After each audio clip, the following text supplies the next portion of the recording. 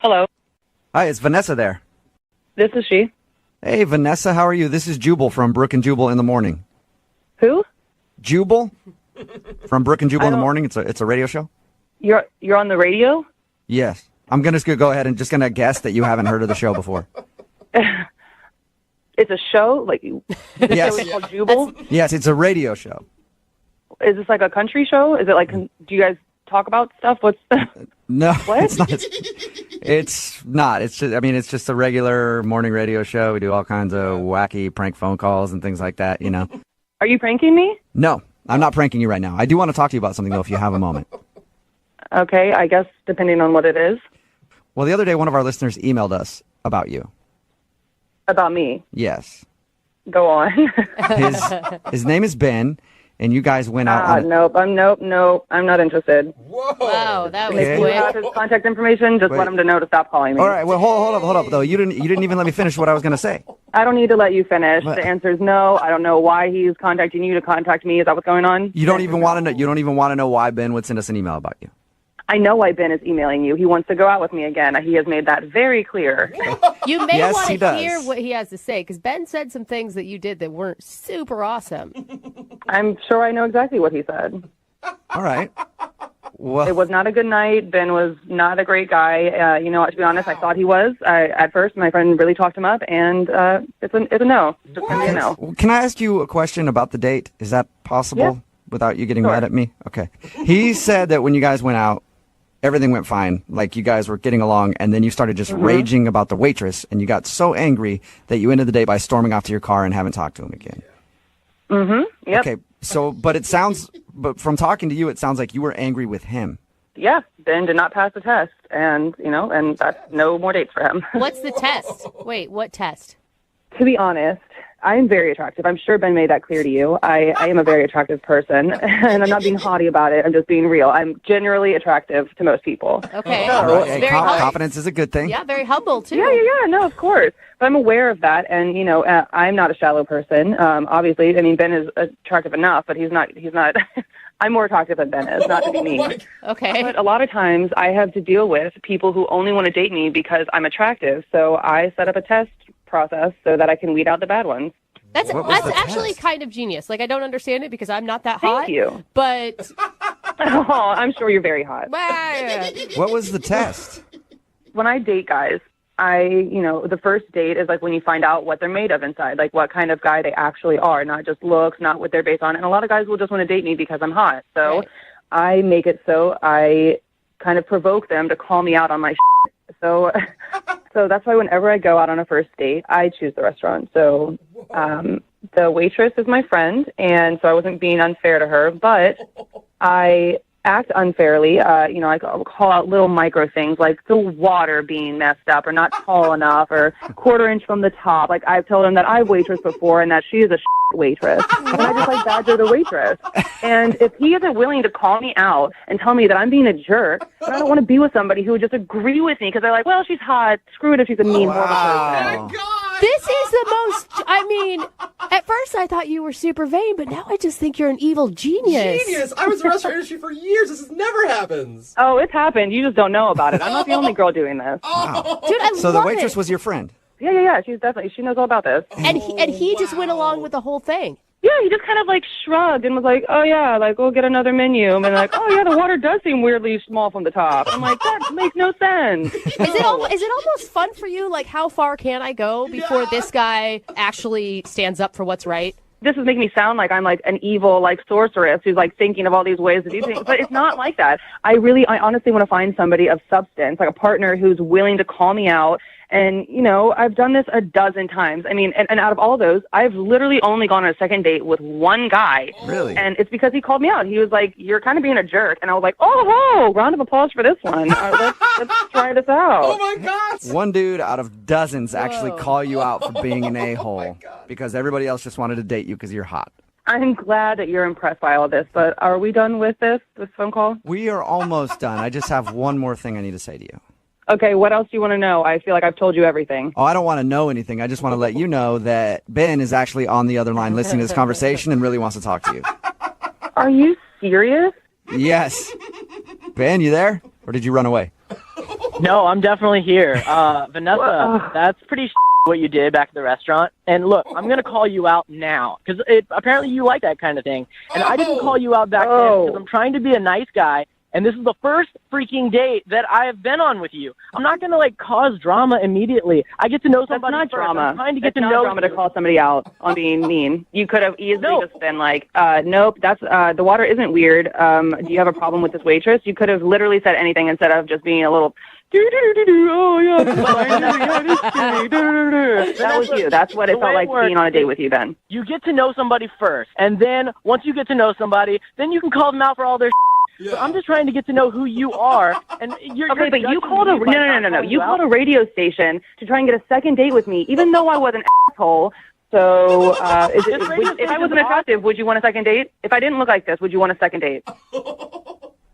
That's a no, isn't it? Okay, well, in case in point. I mean, Ben, you've got to be honest. You didn't say one thing about her other than how hot she was. I honestly don't know anything about Vanessa.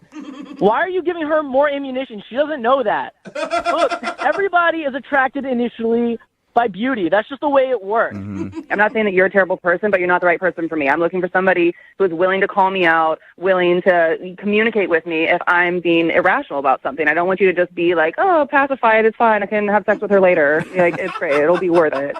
I don't really know what to do. Look, I feel like I've been scammed, okay? Like one of those scams over the internet where you lose all your money and you don't really know what happened. And I feel like you didn't give me a fair date, and I deserve a fair date. Everyone does. And so, that's all I'm asking. I'm only asking for just a fair date, somebody that's open and honest and not playing tricks.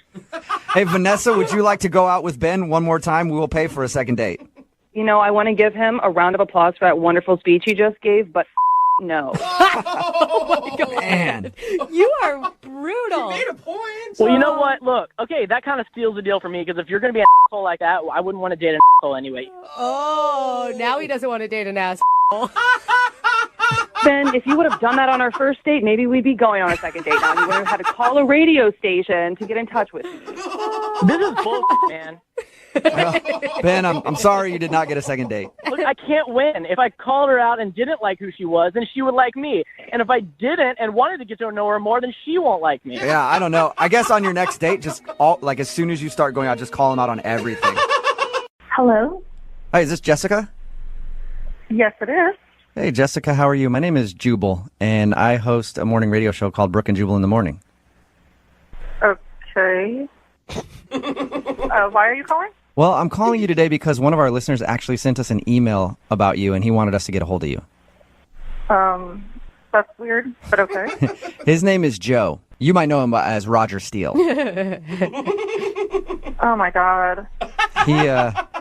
Yeah, Joe emailed us because, he said that he really liked meeting you that night at the bachelorette party you were at, and he's wondering why you're... God. I know. And, I'd be freaking out if I were you right now. He's wondering why you're not calling him back. He says he's tried to get a hold of you a few times and has heard nothing. Oh, my God, he called you guys? Yeah, he sent us an email and asked if we could get a hold of you since you aren't answering his phone calls. That is so weird. Why would he call you? Well, it's a regular segment that we do on our show. It's called The Second Date. So Joe just wanted us to ask you the question. Why aren't you calling him back? Wait, what did he tell you? He just said that What did he say? He said he met you while he was working at a bachelorette party, and you guys talked for a while and hung out, and he was hoping he would see you again. That's all he said? Yeah, pretty much. And he added that he really, really liked you a lot. So is there a reason that you don't want to call him back? No, I mean, it was just a crazy night, and I got caught up in things, and that's that. I'm good. I don't need to. I don't need to remember that. That's fine. You don't need to date a stripper, is what you're saying. Is what I'm hearing. No. It's not because of what he does. It's just, look, it was just a really crazy night, and things got out of control, and I got caught up in the whole bachelor party spirit, and yay, my friend's getting married, and I just I did stuff that I just never ever do, and I'm good. I don't want to discuss it. Well, he told us that you guys didn't hook up or anything. Yeah. He said you guys kissed and kind of messed around and did some other things. Yeah. Was it fun? Was it not fun? I don't do that on a normal day, and I am embarrassed, and I don't want to rehash it. You don't want to call him back because you kissed him the first night you met him? No, that's not it. But Well, what can you tell me what it is so I can at least just tell him? I just got caught up in stuff, and I'm very embarrassed, and What do you? I'd rather not. Why are you embarrassed? There's nothing to be embarrassed of. I mean, I've made out with a couple strippers in my life. It's fine. It's fun, you know? I did stuff that I don't normally do, and I don't want to say what it was. I was raised better than that, and look, I'm not telling, and I'm taking this to my grave. Like, what? I can't. Jessica, are you seriously not calling me back for tossing my? What? Did I just hear that? Oh my god! Holy crap! What was that? That's Joe. Joe's actually on the other line listening and wanted to talk to you. Oh my Not god! going to the grave anymore. Why would you say that on the radio? What is the matter with you? Well, Oh my sorry for god! butting in, but I thought it was cool. I bet you did, bro. I think a lot of Wait, don't be embarrassed about it. It's okay. Like, is. Oh my god! You're on the radio announcing it to the world. Are you serious? Well, not the whole world. We don't have that many listeners, Jessica. I wouldn't worry about it. Well, now that it's out there, God. now that the salad's out of the bag, so to No, speak, stop it. is that why you're not calling? God. Is that why you're not calling him back? Because that happened. So embarrassing. I was raised better than that. I am mortified What's the for matter you. with you? well, no, it was more than that. You know, most girls don't do that. That's why I know. I know you were like so uninhibited and free. I mean, it was a turn on for me. Oh my god. Oh my god. What? You shouldn't be embarrassed about it. Are you serious?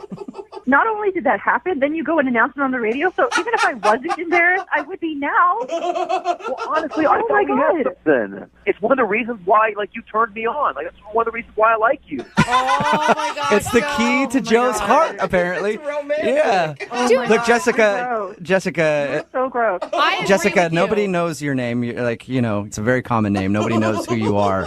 I'm sure it is my embarrassing God. to have that news put out there, though. It was her idea. Oh my god. Joe, do you not know privacy? Like, there's just some things that you don't share. Like, you shouldn't even be telling your friends those details, let alone us. You know what? This is what's wrong with America. People are so uptight in America with sexuality. In Europe, this would be no problem. Everybody. Oh my god, move to Europe then. We don't need you here. I think I want to move to Europe now if that's just happening left and right. Oh, I feel so bad for you, Jessica. Jessica, Oh, girl. okay, so you did something that you regret. We don't have to recap what it was again. Is that the only reason you're not calling him back? I mean, did you think he was a cool guy? I was drunk. I obviously thought he was a cool guy, but now, I mean, sober, better judgment. Oh my god. You are quite the giver. You really are.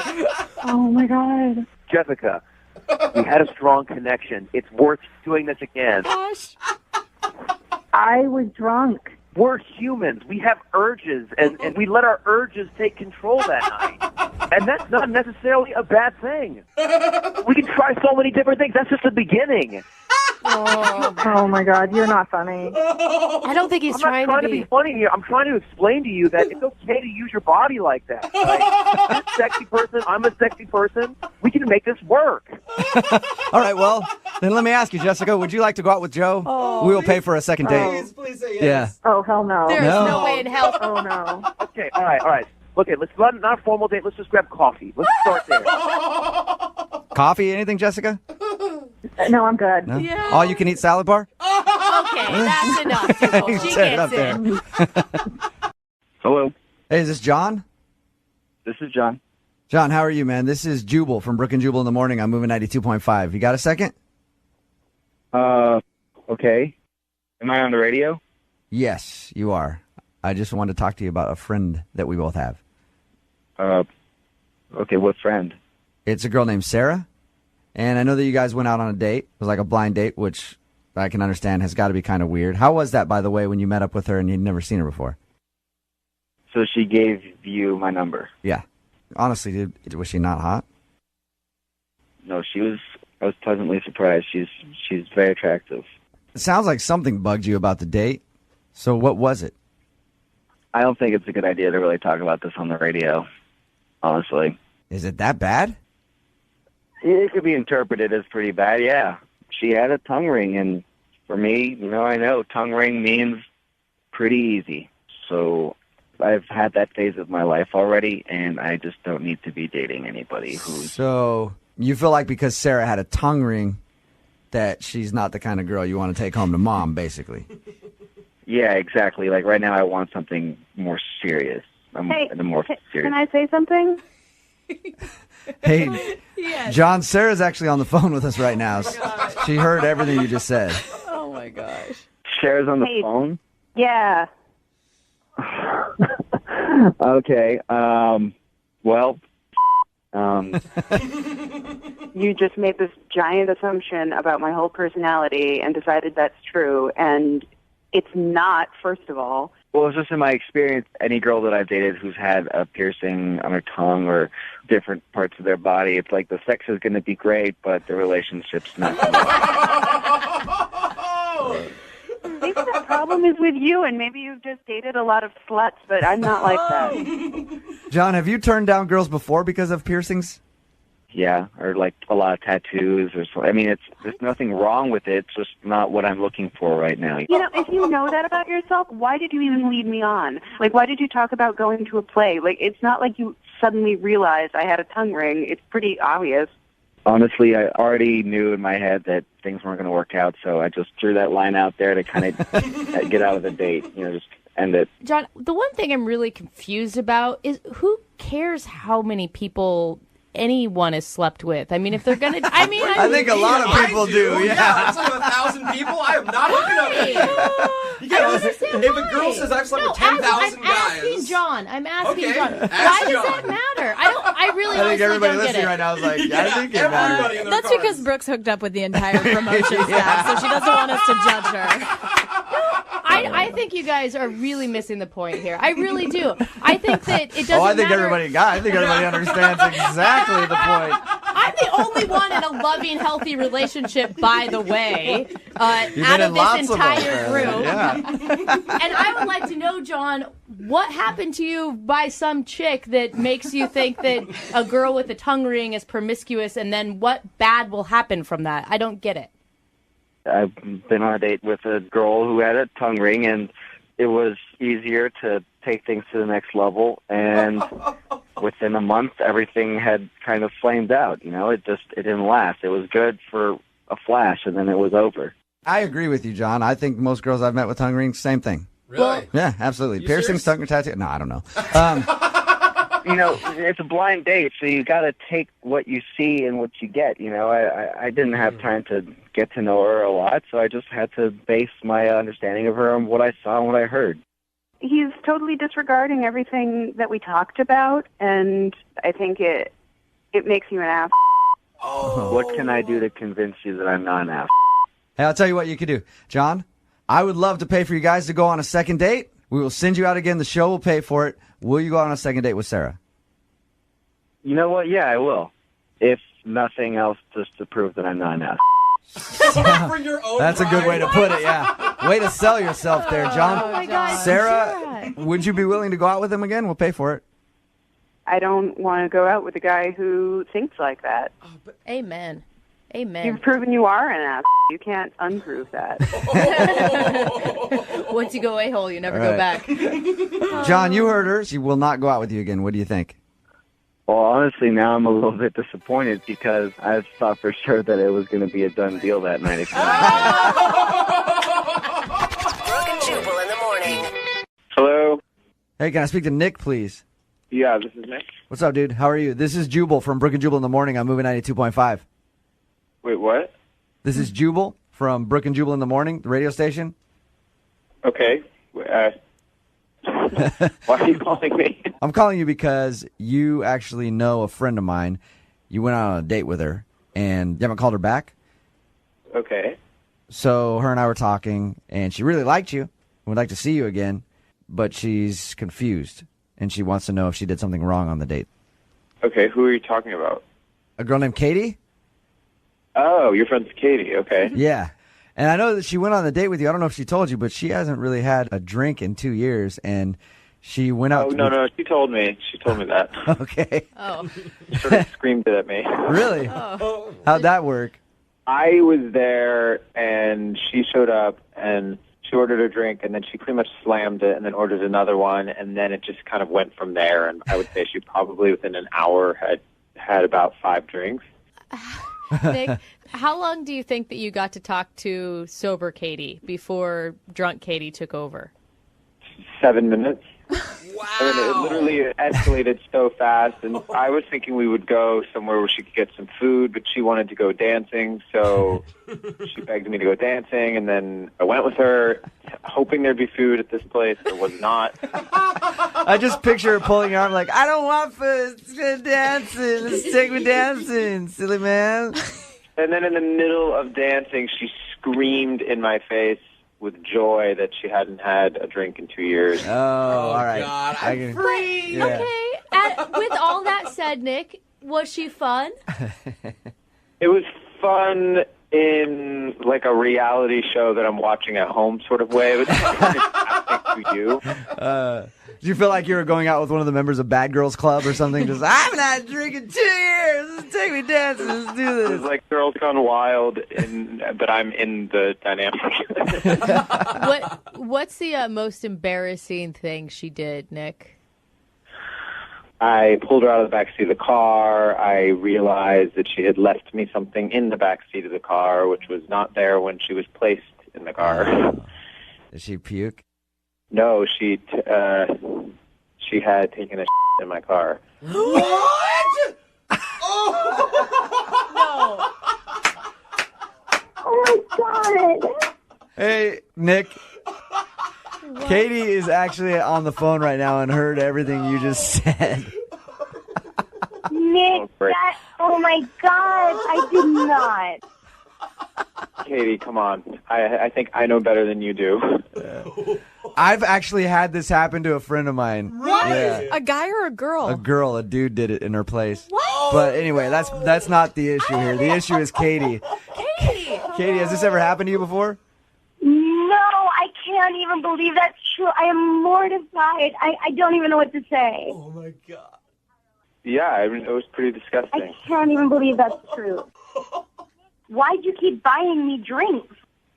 I didn't buy you drinks. I threw you over my shoulder, dragged you home, you in my car, and then I said No, goodbye I'm to you. talking about before you had to put me over your shoulder. Like, how many drinks did you buy me? At some point, you probably realized I was pretty drunk. Like, why wouldn't you take me home? Dude, you kept ordering the drinks, and I don't know you. And she didn't tell you at the beginning of the date that she had had a drink in a long She told time. me at the end, which point I brought you home. Katie, didn't you realize when you got home and things were a mess, your clothes, that something would have happened? Honestly, I really don't remember. And my roommate had sort of threw me in the shower and cleaned me up because I think I threw up. And I absolutely think he's exaggerating. I really don't think that happened. Katie, I know it's embarrassing, and I understand being defensive, but do you think maybe a better tactic would be to apologize and kind of admit that perhaps you did something wrong? Yeah, if I did that, I'm sorry. I can't. It's so not me that I can't even believe. Obviously, Hey, it's always a good time when you your pants. That's what I say. I think you guys had a great time. I'm just saying, like, I wish that was a joke, but you're being serious. Yeah, Katie, I'm not judging you. You know how many people I've peed on that I've been and beds I've ruined and clothes? Like, I do that all the time, so I'm not judging you for it at all. I'm joking around, but like, you know what? It happens sometimes. I just I don't know. Maybe we could get to a point where Nick could forget that moment and remember why there was a connection between you two. I don't think you forget that Nick, moment. Yeah, there's no way. I mean, it was awful. And then the fact that she just tried to flip it and make it my fault. Okay. All right. Yeah. Well, Nick. I'm not making it your fault, Nick. I'm just saying take some responsibility. I did take responsibility. I brought you home, called your friend, and you in my car. Hey, Nick, at the end of these second date updates, we always offer a second date. We will pay for you to go out with Katie again if you'd like to. Would you be willing? You guys, it would be great is if you could pay to have my car interior cleaned. No detailing, no auto detailing. No. Sorry. All right, so here now. None of his friends are ever going to sit in the back seat again. Yeah. Katie, at least you got a good story to tell. I will never tell this story as long as I live. Come on. Thanksgiving dinner, the fam's around. It'd be hilarious. To your grandkids? Yeah. No. I remember when I in a guy's car. Brooke and Jubal in the morning. Hello. Hi, can I speak to Gianna? This is she. How are you? This is Jubal from Brooke and Jubal in the morning. I'm moving 92.5. Hi. Hi. How you doing? Good. You recently went out on a date with a friend of mine. His name is Chris. Okay. You remember going out to dinner with Chris? I do. Uh-huh. Cheesecake Factory. It's a nice place. I like it. Okay, yeah. I'm calling because Chris really enjoyed the date, and he's wondering why you haven't called him or texted him or returned his email asking if you wanted to go out again. That's a little weird.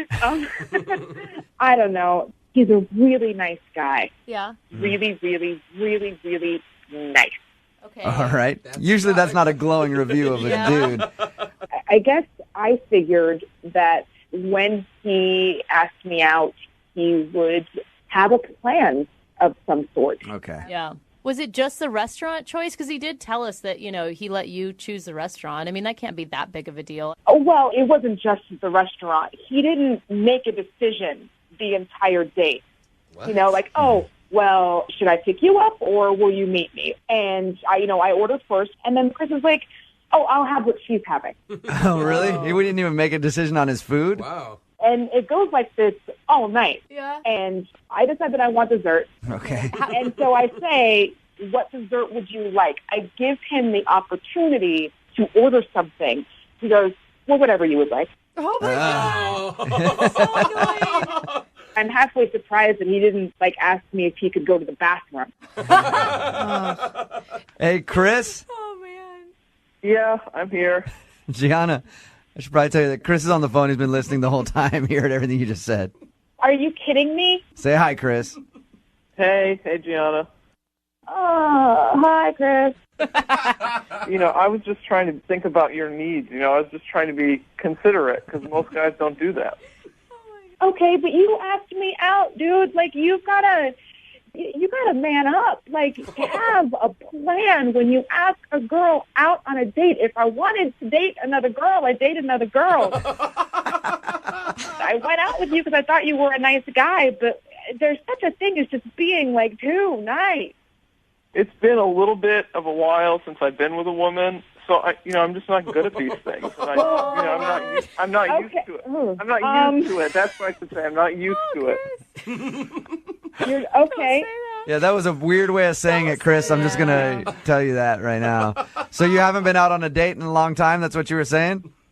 My job is just so demanding, God. so I don't get a lot of time generally to go on dates. Can I hear Gianna's interpretation of the kiss at the end of the night? Oh, yeah. Oh, God. Okay. Can we actually not do that? Oh, No. that embarrassing, huh? Gianna, tell us about the kiss. He drops me off at home. I'm going to leave the car, and I'm opening up the door, and I guess this was his time to finally be a man. He lunges over this console, and I thought he was going to fall into my lap. Oh. It's hard to do that in a car. You're right, Chris. It is very difficult to get that kiss in a car. The girl to the door. Were you just nervous, man? Is that what happened?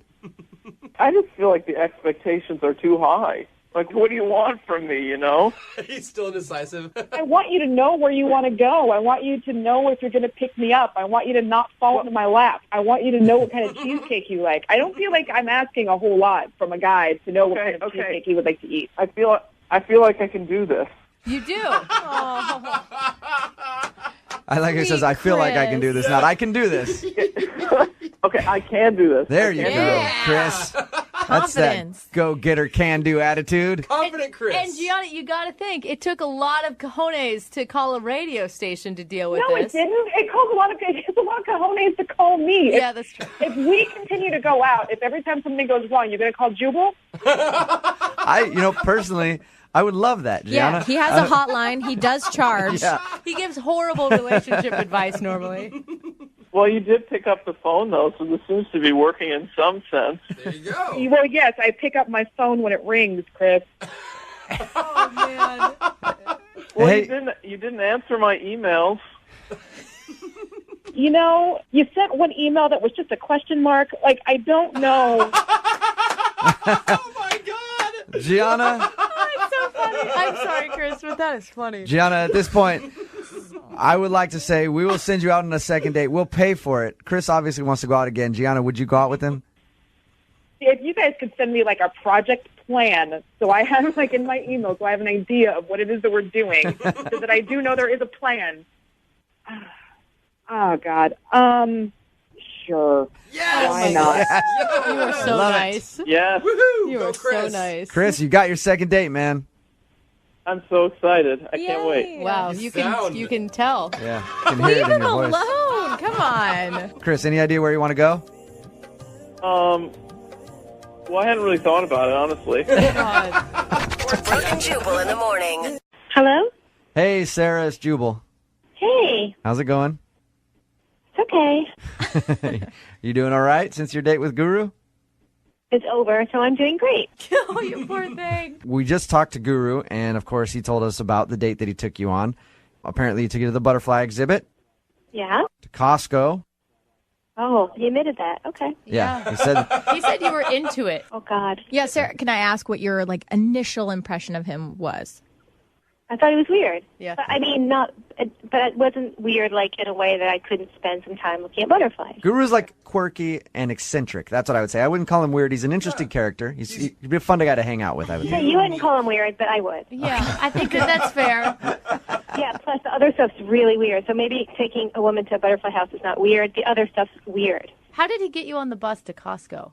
Oh, God, how did he get me on the bus to Costco? He said he had this great, like, new hot spot that he thought was really unusual. Like, you know, we're helping save resources by taking a bus. And I thought, cool place to eat that I've never experienced before. Mm-hmm. And I was right. On top of it, I've never experienced eating at Costco before. Aren't the chicken bakes delicious, though? Not when a guy you met like an hour before asks you to eat it Lady in the Tramp style. Oh, my God. He asked you to eat a chicken bake Lady in the Tramp style? Yes. I mean, I think I should have run then. I thought he was just making a joke. I realize now that was no joke. It was just getting weirder and weirder. And he has these long monologues about paper being the future, and I don't understand what he's talking about. So I'm not getting angry, but I'm confused, and then I'm strangely interested because I've never been around someone who talks the way he does. Right. But at the same time, I'm repulsed. Right. So you get in the pedicab. Yeah. Did you jump out of the pedicab at a certain point? Listen, you guys, you don't know. This whole thing, it just kept escalating and getting weirder. And he stands up in the pedicab and he starts screaming, "I'm the king of the world," with his arms outstretched. And something just switched in me, and I just jumped out because the only thing I could think was I would rather be hurt and break my leg than spend one more second with this person. Oh my God. Wow. It was just, I just couldn't do it anymore. Sarah, are you okay? Are you okay? Sarah, that's You know Guru. what this is? You recognize this voice? What? Oh my God, no! No, you guys, Listen. oh no, Listen, Sarah. oh shoot. Sarah, can you just hear him out for a second, though? Because he really liked you, and I think he probably feels bad about the whole pedicab thing. Guru want to make sure you're okay and healthy. I think that you have all this fire, which is the most beautiful thing about you. I feel like I've looked directly into the sun now, and I've come back from that. I just look. I am not attracted to you. That's just You're starting my thoughts. You start Guru sentences. That's chemistry. You can't buy that. But we have it together. I can't believe you would have the audacity to think I'd go out again with you after the places you took me, the way you behaved. I mean, it shows me what you think I'm worth if you take me to Costco to eat. Did you ever think of that? It makes me feel really that you would think it's honorable to take a woman to Costco. There's a reason that you and I have been on multiple second date updates. There's a reason we're not with someone, and it's because Honorable to take a woman to Costco. there's a reason that you and I have been on multiple second date updates. There's a reason we're not with someone, and it's because we're special people. And we're a little bit off the grid, maybe. And so I thought you would appreciate those things that are unique, and that are unique. Unique and unhealthy. Maybe you don't. And I can't change that. Guru can't change your nature more than Guru can change nature. It's a very poignant statement, Guru. You keep talking in the third person. Why do you do that? It's horrible. It's obnoxious and it's crazy. Why? Sarah, you can call names and you can lash out. But Guru will still be here with open arms. There's no netting on this butterfly. There's no netting. There's no netting. Why? Sarah, why do you insist on having this netting around you? You're a beautiful butterfly. You should be free. But I have to go. You guys have to you have to release me from this, please. Release me. Give this girl a break. Yeah. Give her a break. Sarah, don't you think you should have the decency at least to go out with him again? Like, listen to how much he liked you. Decency? Really? You're putting it on me that I'm not decent if I don't go out with a man I don't want to go out with. I mean, really? You think it's okay to pressure women like that? It's not the dark age. I'm sure he wants all of us to be decent. No, I don't know that that's true, Guru. I want everybody to be decent. I think that's opposite, Guru. Guru wants everyone to look at the mountains more and the ground less and to walk around and take in what's around them. No, sure I do. Guru wants everybody to do what he wants. That's what Guru wants. Guru wants the woman to shut up and go along with whatever he wants, even if it's a second date she's not interested in. So stop acting so lovable, because underneath it, you're just a controlling piece of like a lot of other guys. And you just pretend you're different, but you take women to Costco, you ask them to sit spider style on a bus. That's revolting. That's really disgusting. So you, Guru, if that's even your real stupid hippie name. Oh, wow. Do you feel at all guilty for setting Guru up and Sarah together? This is like, it's like oil and vinegar, dude. Did you hear that passion at the end? I mean, eventually the wheels come off a little bit, but the passion is admirable. Yeah. He's undeterrable. It's passion. Passion. And Guru can recognize someone who's passionate. The wheels come off and the freaking engine falls out. Guru, did you learn anything from today's second date update? It's perfect, right? Because what do they say? If you get burned, try again, or don't be scared of burns. Something, but there's all fire. I think what they say is burns build character. No. So keep burning yourself until you get it right. I think they say don't play with matches, Guru, is what they say.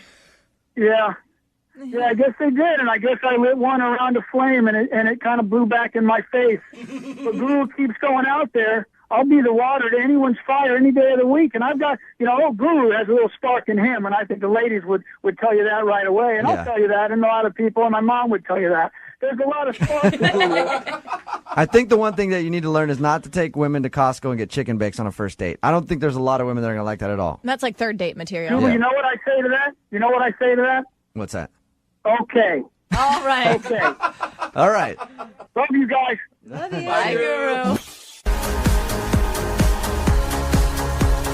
Hello? Hi, can I speak to Tara, please? This is her. Hey, Tara, how are you? I'm an owner of a restaurant you recently gave a poor Yelp review to, and I wanted to have a quick word with you. Got a second? Tara, okay. I'm just joking. This is actually Jubal from Brooke and Jubal in the Morning on Moving 92.5. How are you? Who is this? Yeah. My name is Jubal from Brooke and Jubal in the Morning on the radio station Moving 92.5. We do a morning show here in town.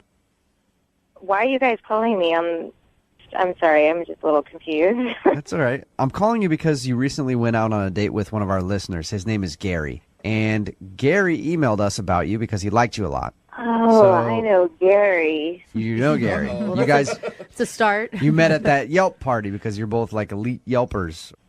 Yep. Okay. Yelp. It sounds like you don't like Gary very much. Well, I don't know if I should be saying this on the radio. Tara, I want to say I appreciate your time, and if you're like scared to say something about Gary on the radio or whatever, remember he actually asked us to call you because he wanted to know if he did something wrong. Just think of it as a Yelp review. Yeah. Honestly, a girl expects a guy to be a little chivalrous, like on a first date at least. And you mean just like opening doors and all that kind of good stuff? Well, yeah, I don't know. I consider myself a lady, classy. I like to be treated like one. But the bill came at the restaurant, and he said, "How do you want to split this?" Oh, on a first date that he asked you out on. On a first date that he asked me out to. Yeah. And I was really taken aback. So I just kind of like reached into my wallet. I gave him a 20. I was like, okay, I guess this should cover it. And then he had the balls to just say, well, I think you had a bit more bread than me, and you also had a second glass of wine. Stop it. So he wanted more money? It. Wow. He was not counting what your charges should be. No. I gave him a little bit more money, and he goes, well, actually, I think maybe just a little bit more because that tip is only about 15%. Hey, Tara? Tara? Yeah. Gary is actually on the other line. Gary? Oh, Look, I always give 20%. I don't know why you wouldn't want to give 20%. So like the waiter, even if I leave a bad review, I still leave 20%. Okay, That's all I'm saying is we weren't leaving that tip. I shouldn't have had to pay for anything. I mean, if we had But decided, I paid for the valet. I mean, I picked you up and stuff. I wasn't doing too chivalrous stuff. Maybe we should have gone to a Jack in the Box, Gary. I mean, seriously. And this was like our very first date, and I didn't choose this restaurant. We both said we wanted to review it together. I don't think it's weird to split the check on our very first date. I mean, like, this is not how someone wants to be treated when they want to take you out. You know, it's like I don't want to have to dig into my purse to like help pay for the sales tax. I don't know. It made me feel like honestly. Tara, would you not have had a problem with it if you had chosen the restaurant? Maybe that would have been different. Yeah. Maybe it would have been different. Yeah, okay. No, Tara, come on. You're giving the guy a bad time because he just wanted to split bills with you. He counted how many glasses of wine. Maybe I'm just like old-fashioned that way. I honestly am. Somebody asks you out. They choose the restaurant. He's taking me out. Like, he should pay for the bill. If that would have been that kind of date, I would have paid for it. But this was like a mutually agreed upon, like, we're going to go review this restaurant together. I don't know. Sounds like a business deal, not a date. Yeah. Do you know what it's like to be on a date with you? I mean, you literally were... Like, nobody does that. Guys don't do that. They don't. We were going to go review the restaurant, but to me, like, I thought it was like that was an excuse to, like, have you take me out, you know? Like, because I liked you. Like, I thought it would be fun to go. It was, it was a date. Now, Gary, would you have been okay if she would have just given you the 20?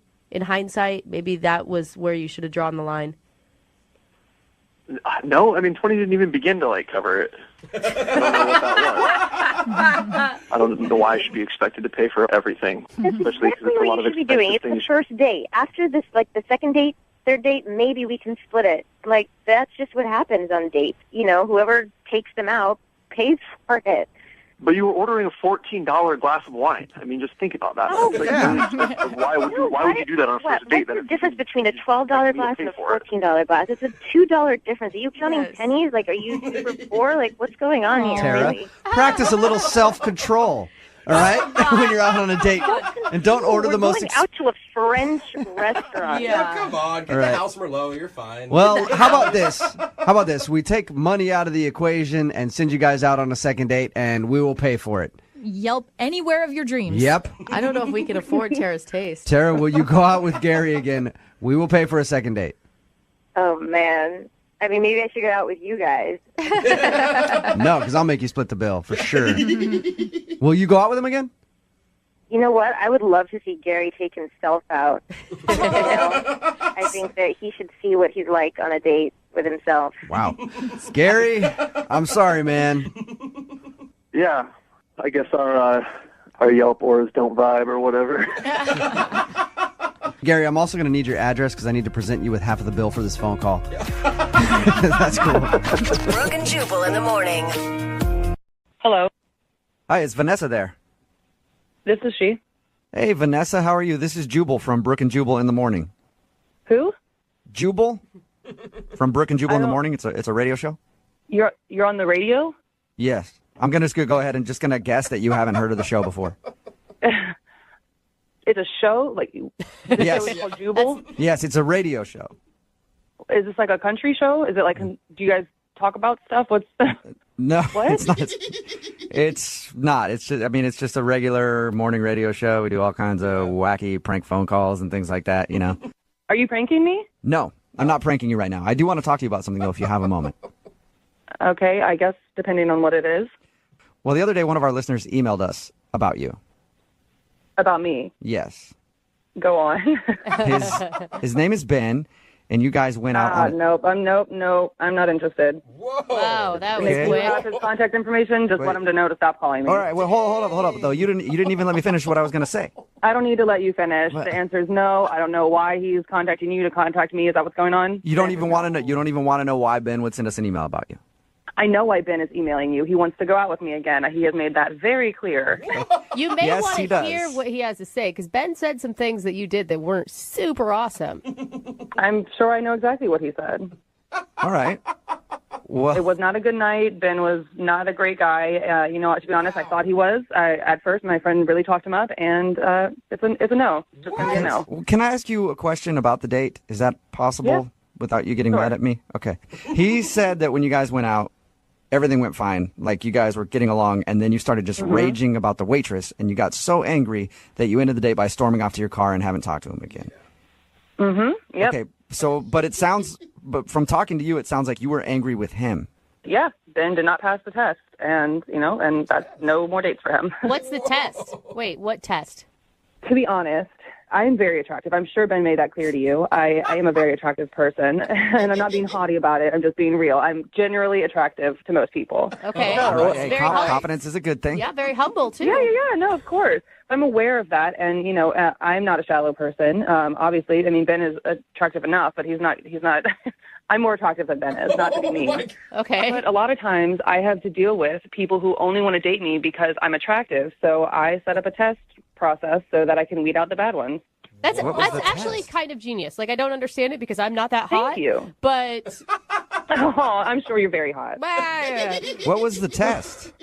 When I date guys, the first date is like when you find out what they're made of inside, like what kind of guy they actually are, not just looks, not what they're based on. And a lot of guys will just want to date me because I'm hot. So Right. I make it so I kind of provoke them to call me out on my shit. So that's why whenever I go out on a first date, I choose the restaurant. So the waitress is my friend, and so I wasn't being unfair to her, but I act unfairly. I call out little micro things like the water being messed up or not tall enough or quarter inch from the top. Like I've told them that I've waitressed before and that she is a waitress. And I just like badger the waitress.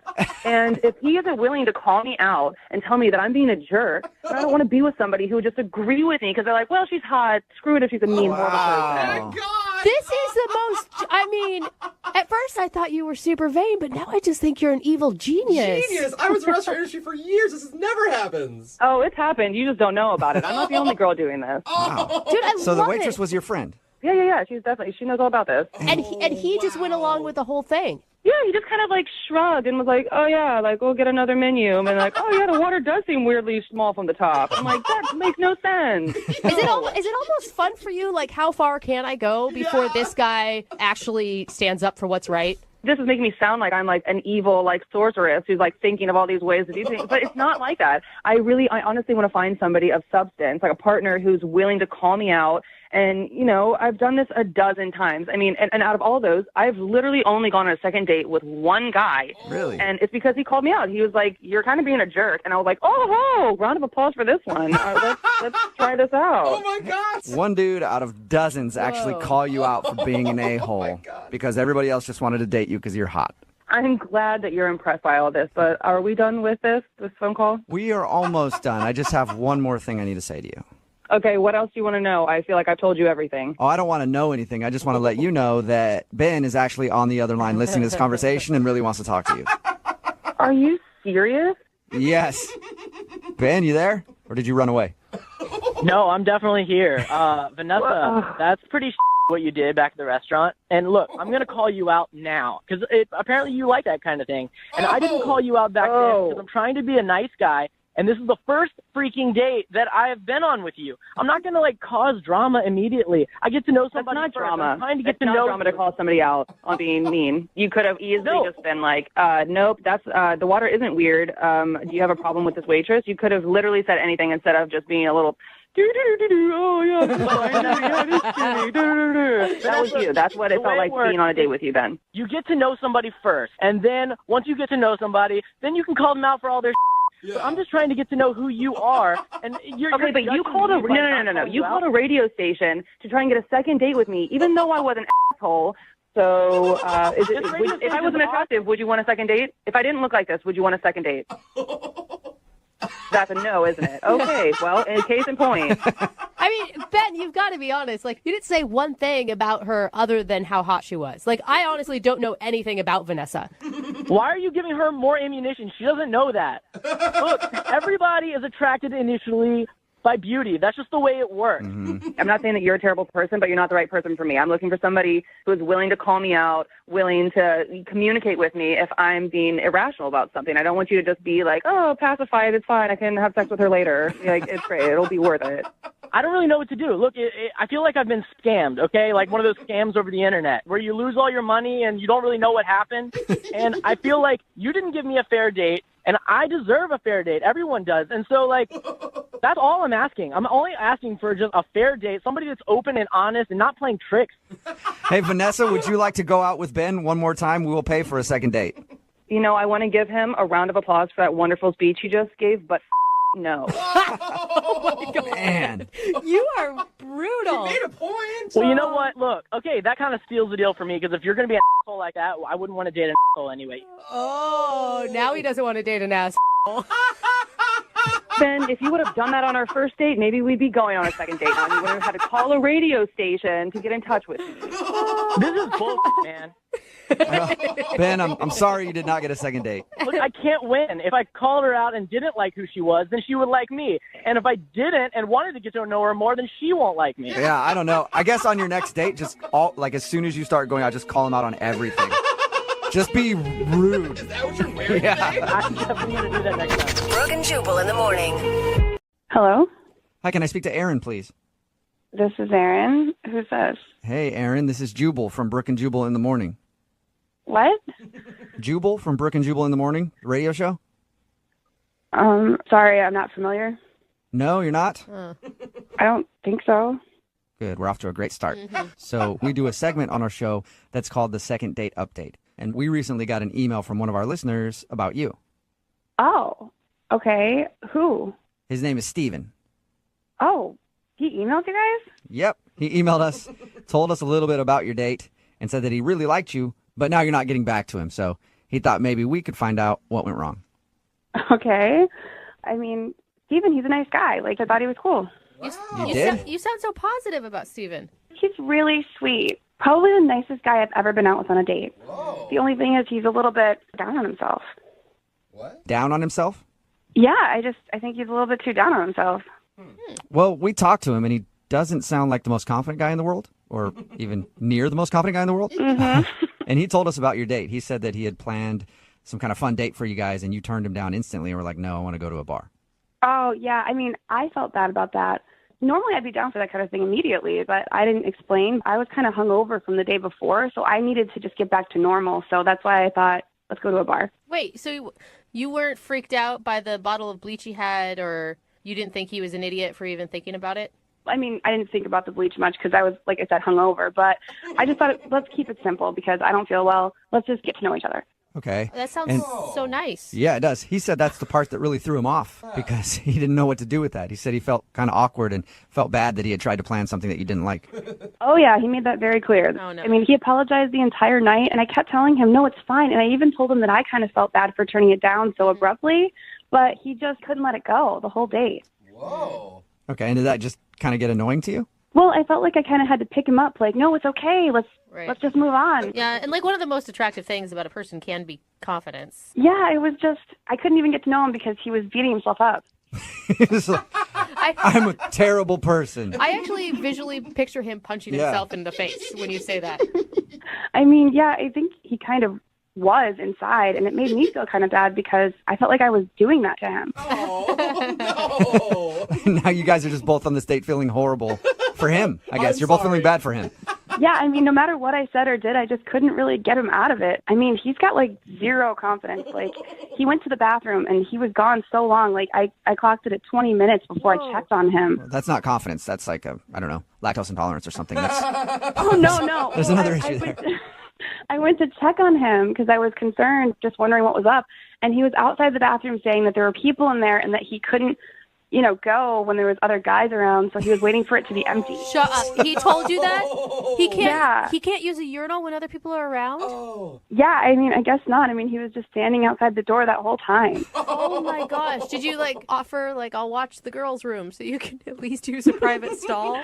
No, luckily some guy came out and he sprinted inside, and I did watch the door for him. He's like, "Can you watch the door for me?" And I was like, "Sure." Can you watch my door? I gotta pee real bad. I can see how that might be a little bit of a turn off. Not a little bit. That is a big turn off. Yeah. Yeah, I didn't really even know how to feel. I just kind of stood outside the bathroom and watched for him, and then we finished our date, and yeah, I didn't really know how to feel about him. All right, well, he knows how to feel about you because he liked you a lot. That's really sweet. I liked the idea of him. It's hard to say, though, Okay. Well, I need to let you know, Aaron, Steven is actually on the other line listening to this conversation and wants to talk to you. What? Yeah, Steven, are you there? Yeah, I'm here. Hi, Aaron. Sorry about this. Oh, no. You don't need to apologize, Steven. Yeah, you don't need to apologize, Steven. You don't have to worry about it. No, I do. I really should apologize to you. I shouldn't have called the radio station. Maybe, I don't know. Maybe that was a good idea. Steven. You were wondering what was going on. I get it. Well, I do want to apologize. I'm sorry about it. Steven, what are you doing? Just stop apologizing. Steven, I felt bad that I turned down your idea, for incorporating objects into our date or whatever. I would normally be down for that. I just want to be clear. I felt bad, so you don't have to feel bad. No, I'm sorry about it. I shouldn't have probably done that right away. No, you don't have to apologize. You don't have to. It's okay. Well, I don't know. I just feel bad that I'm making you feel bad about, me feeling bad. So it's I'm sorry about that. The lack of confidence is kind of endearing to me now, Aaron. I don't know. You just have to stop apologizing. You're okay. We'll move on from here. Steven, Aaron is telling you not to worry about it. Do you hear her saying that? Yeah, I heard her. No, and I appreciate that. But, I know the truth, and it's probably more on some of the things that I've done. So. You don't know the truth. That's the thing. Everything about you sounds really great and attractive and something that Aaron would want, except for this piece of you that seems to overshadow everything else. When you were talking about skiing and you made a joke about the bunny hills and I cracked up. Do you remember that? You were really funny and charming. Oh, thanks. Yeah. I'm just not very good at skiing, so it's funny to I don't know. Somehow I have a feeling, Steven, that you wouldn't think you were very good at skiing. Anything. But you thought that was funny? Yeah, of course. I thought maybe you were just being nice. Of course. No, honestly, you're really funny. You just need to work on your confidence a little bit, and you'd be sexy even. Wow, that's very nice of you to say. Thank you. There you go, Steven. Look at that. Aaron thinks you could be sexy. Someone should put a little pep in their step. Aaron, would you like to go out with Steven on a second date? We will pay for it. I was just trying to get his spirits up. I don't know if I'm ready to take that step yet. Oh. Come on. Yeah, I kind of figured that was probably what you were thinking, so I don't blame you. Steven, I wasn't just trying to be nice. I just don't know if you can stop beating yourself up. I don't know if you can stop this and just be with me. I'd love to take you on a second date, Aaron. I really would. And if you would, I'll work on my confidence, I guess, but I can't guarantee anything. Steven, try it again. Try that again, yes. and then say that you guarantee it. I want to see if you can do it. All right, I do it. All right, cool. Okay. Well, I really would love to take you on a second date, Aaron, and I'm going to work on my confidence. So, you know what? I guarantee it. Whoa, there you go, Aaron. That's a Steven guarantee. That's as good as gold. It's almost like a pitch man now. And you know what? We're probably going to have the time of our lives. Probably. Oh my God, you're so Come on, Aaron. adorable right now. Aaron, just give him one more shot. You cannot say no to that. All right, yeah, I'll give you a shot, but don't put too much pressure on it, okay? Just be you. I'm going to play cool. Confident. Yeah. I'm going to play totally cool. You sounds like you're a master of that, Steven, so good luck, man. All right, looking forward to it. I can't wait. Steven's so excited. Brooke and Jubal in the morning. Hello? Hi, is Adam there? Yeah, this is him. Hey, what's up, Adam? How are you? This is Jubal from Brooke and Jubal in the morning. Hey. Hey. What's going on today? Not much. Why are you calling me? Oh, just checking in, man. Just, No, I don't. Oh, Yeah. okay. Well, the real reason I'm calling is that somebody emailed us about you and asked if I could get you on the phone. Her name is Rachel. She actually lives in the same building as you do. Oh, what? Do you remember Rachel? Do you know Rachel? Yeah, but why are you calling about her? Well, because we do a segment on our show called the Second Date Update. It's where if you go out on a date with somebody and then end up blowing them off after, they email us to see if we can get you on the phone and ask why. So Rachel's wondering why you won't call her back after your date. I did call her. Right. She said that after your date, she got a missed phone call from you, and then she texted you back and was like, hey, sorry, I missed your call, and then she hasn't heard from you since. Wow, she told you everything. She did. She even told us about the I love you comment.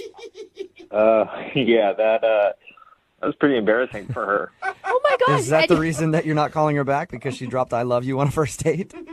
No, I actually thought that was kind of endearing. Really?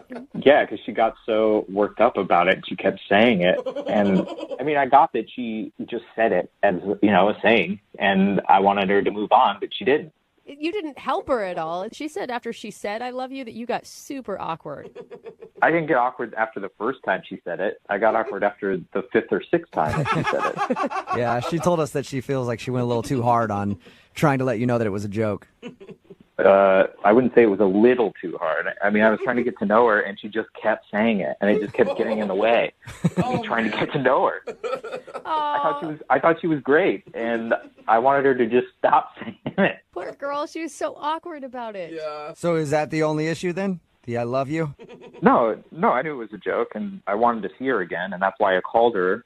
And the call went to her voicemail, and on her voicemail is this other dude who... Whoa. Yeah, he sounded like a real douche. He was like, hey, what's up? This is Rachel's phone. Leave a message because she's busy right now. And she's laughing in the background, and he's laughing about it. And it's like, what? Weird. Wait, what do you mean? Yeah. So you're not calling her because there was a guy's voice on her voicemail? Yeah, sketchy. It wasn't just a guy's voice. It was the way he was talking and the way she was reacting to it in the background. Don't you think it's just like a voicemail joke that just isn't very funny to you? It didn't seem like it. Like, who's this dude? And why is she laughing like she loves it? You don't know who the guy is? Why don't you just call her up and ask her? I mean, I might sound paranoid if I call her up and I'm like, hey, who's that dude on your voicemail? Yeah, I could see that being like, hey, was it another dude? You seeing somebody else? Like it's been one date. Already? But you are being that way since you're not calling her back and you don't know who this guy is. It could be her brother for all you know. You're right. It could be, but it might not be. And it's only been 4 days. I still haven't decided if I'm going to call her back. You know what? Why don't we just clear this thing up once and for all and ask who the guy is? Because she's been on the phone listening this whole time. What? Yeah. Rachel? Hey, Adam. Hey, Rachel. So I guess I have some explaining to do. I'm kind of, I guess, relieved, but the person on my voicemail is an ex-boyfriend. Whoa. Okay. What? Why? Good question. I mean, it's really not that big of a deal. I mean, it's just my voicemail. I think it's really funny. I like the way he's putting on this, like, douchey, silly voice, and I sound really happy in it. It's just, it's just, to me, it doesn't seem like a... Wait. Time out. You like the way your ex sounds and the way you sound happy with him? Okay, look, it's really not that big of a deal. I mean, things didn't end badly between us, and I just thought it was funny, Yeah, but it's over. Are you not over him? How long ago did you break up? We broke up like 3 months ago, but no, Okay. I don't have feelings for him at all. It's just okay. So, yeah, you are clearly not over him. Have you gone on any dates other than me since you broke up? Yeah, I went on one, but I wasn't super into him. Rachel. But Rachel, nobody listening believes that you're over your ex. Not one person. Oh my God, you guys! Just because I have a voicemail with someone on it doesn't mean that I'm emotionally attached to them. I don't know. It's over. I feel like Facebook friends with their exes. People get coffee with them. It's not. I'm not in love with him at all. I don't know, but it just seems like you wouldn't even want to have hear their voice that often, let alone have that be on your voicemail all the time. Well, when I listen to my voicemails, it's not like an answering machine. I don't listen to it. I don't even think about it. The only people that hear it are the people that call me. If you like the way it sounds, do you call your voicemail and just listen to it? No, that is not something that I do. And honestly, Adam, I really like you, but we've only been on one date. And, like, as we get to know each other, I'm happy to change my voicemail if it bothers you this much. That's a big step. It's not. That's see what I mean. It's not. It's not a big deal to me. It's just like I just feel a little on the spot and awkward right now. You know, I just feel like I don't need to be bringing in my past. Right? You know, it's my past. It's just a voicemail. You know, I'm But not it's like not your past. You're him. still living in it. Adam, I mean, she said that she'll take the voicemail down. That's a first step. I'm sure she'll get rid of her photo collages that are in her apartment as well. She said she'd do it after we get to know each other. That's not. It's got to be like. It's got to be done. Well, hey, Adam, would you like to go out on a second date with Rachel? We will pay for it. No. That was quick. Adam, you don't even give her a shot, man. I mean, you've gotten out of relationships. We all have. And after 3 months, it's sometimes hard to let go a little bit. Mhm. She's ready, man. Yeah, she's clearly not. You say so. It's a no. You're not going to give her another shot. Listen, Rachel, I like you. I like you too. I think we got along really well. But I think there's some things that you need to examine. And once you've done that, hit me up. Okay, so you mean like Oh my 3 God, months? Adam, come on. 6 months down the line, Adam, after she's had time to heal? Yeah, I think so. I mean, like, Oh my if they God, were together Adam, for you're a year- making a huge mistake right now. I just want to eat food and make out with you, and I'll delete my voicemail. It's not a big deal. Like, I don't know what happened to you, but like, if you have bad experiences with people messing around with their exes or something, like, there is no unfinished business. And if you feel this strongly about it, there's nothing I can say. Come on, Adam. Did you hear Adam, eat some food and make out. Yeah, that proposal doesn't fall into your lap every day, Adam. Awesome. If I weren't over him, would I be on the radio trying to get a second date with you? Come on. It's a good point. Would you still have his voice on your voicemail? You could be my new voicemail if it makes you feel better. Wow, I'm honored, but I'm gonna have to pass. Oh, I can't believe that. She was even honest the whole time. Come on. Sorry, Rachel. No second date. Man, I really thought it was because of the I love you thing, and now I'm learning it's because of something bigger. And It's because of the I love you thing with your ex. Brooke and Jubal in the morning. Hello? Hi, can I speak to Ross, please? Yeah, this is Ross. Hey, Ross. How are you, man? This is Jubal from Brooke and Jubal in the morning. Who? Jubal from Brooke and Jubal in the morning, the radio show. What radio? I'm not familiar. It's a morning radio program where we talk in between like songs and stuff. It's really on any You radio ever- that has a FM dial. Yeah, you ever heard it? That was a stupid question because you obviously haven't heard it. Good point. Okay. What do you want? Well, I wanted to talk to you because one of our listeners emailed us about you. I don't know what that means. You went out on a date with a girl named Cassie recently. Oh, God.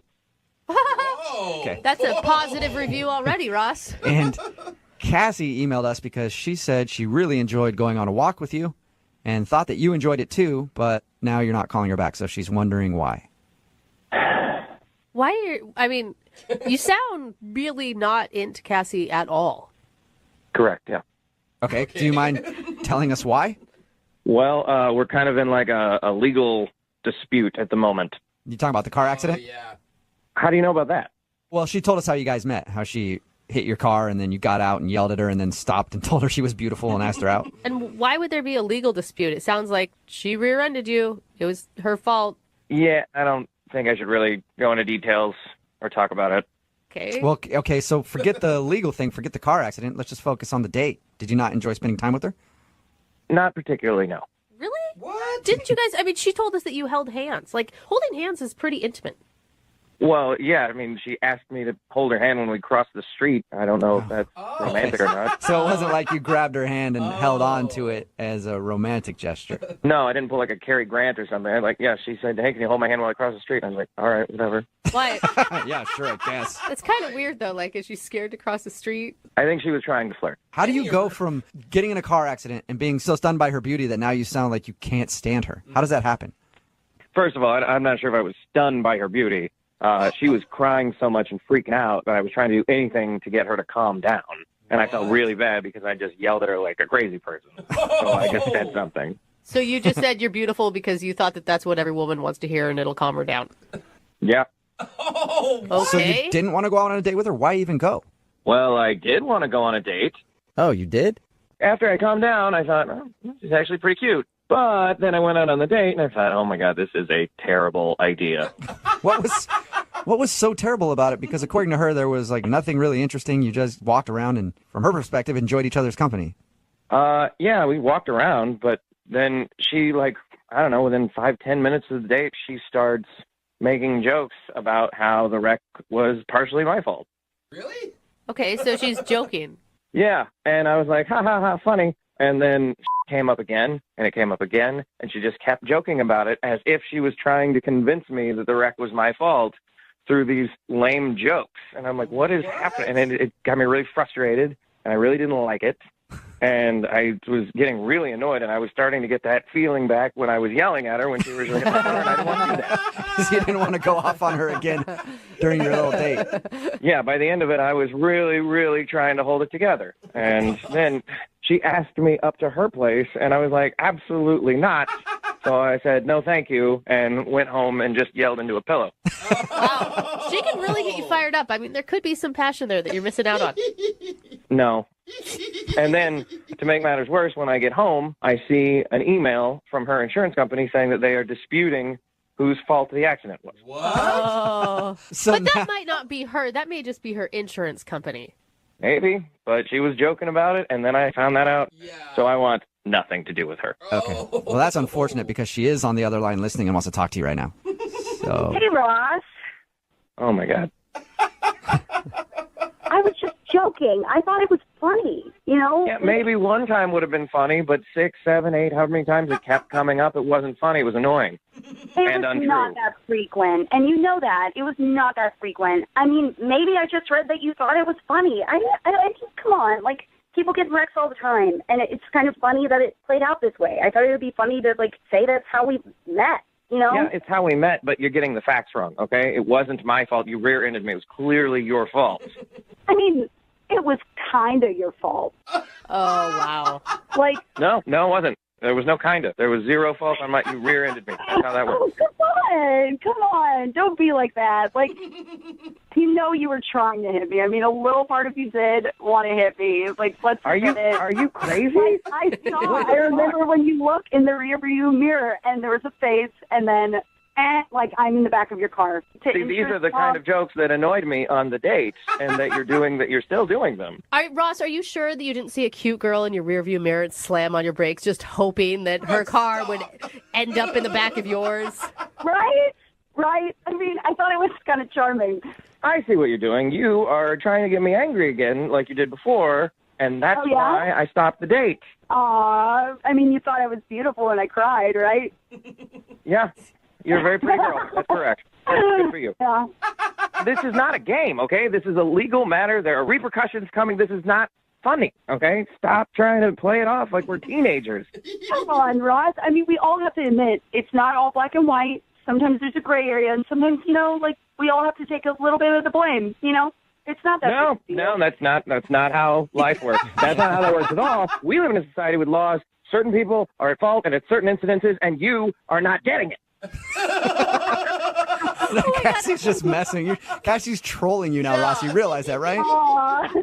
Yeah, you're all trolling me. You're all crazy. You're kind of funny when you're mad, though, Ross. I mean, I kind of get where it's a little fun. Why is everyone laughing? I'm losing my mind over here, and you guys are having a great old time. You're just getting so upset. I mean, she's just joking with you. And that's the point. It is not a laughing matter. Okay? This is not funny. No. What are you laughing at? I'm laughing because you're getting so mad and you don't have to. I'm getting mad because you hit me and you're not admitting it. And now I'm having to fight about it with insurance companies. Oh, Roz. Stop focusing on that stuff. The courts are going to handle it. Let's just focus on you and me and the good time we had. There is no you and me. You and me aren't. That doesn't happen. It can happen, Ross. If you'll go out with her again, will you go out with Cassie? That is not going to happen. Come on, one more time. Just go out with Cassie, and we'll pay for your second date. Pay for a second date so you can make fun of me all over again on the radio? I don't think so. Come on, Ross.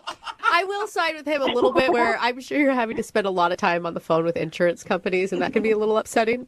You don't have to talk to them. You could talk to me. I'm talking to you right now, and it's not going well for me. Brooke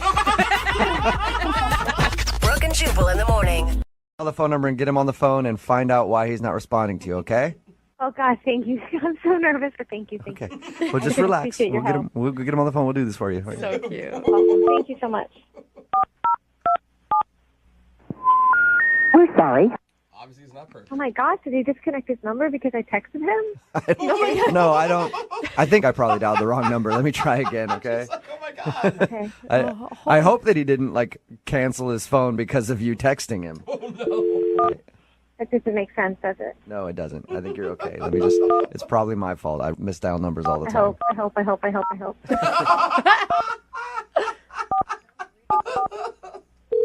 There we go. Hello? Hey, I was looking for Ray. Yeah, this is him. Who is this? Hey, Ray, how are you? This is Jubal from Brooke and Jubal in the morning. I'm sorry, what is this in regard to? It's in regards to a date that you recently went on. Yeah, I didn't sign up for any date making or anything like that. I know you didn't, Ray. I host a radio show. It's called Brooke and Jubal in the morning, and you recently went out on a date with one of our listeners, and they asked us to call you. Okay, you're going to have to be a little bit more specific because I go out with a lot of women. Mm-hmm. Okay. Her name is Mary, and you met her at the gym. Oh, okay. I remember Mary. She says that she's tried to reach out to you since your date, but you haven't responded, so she's wondering if she did something wrong.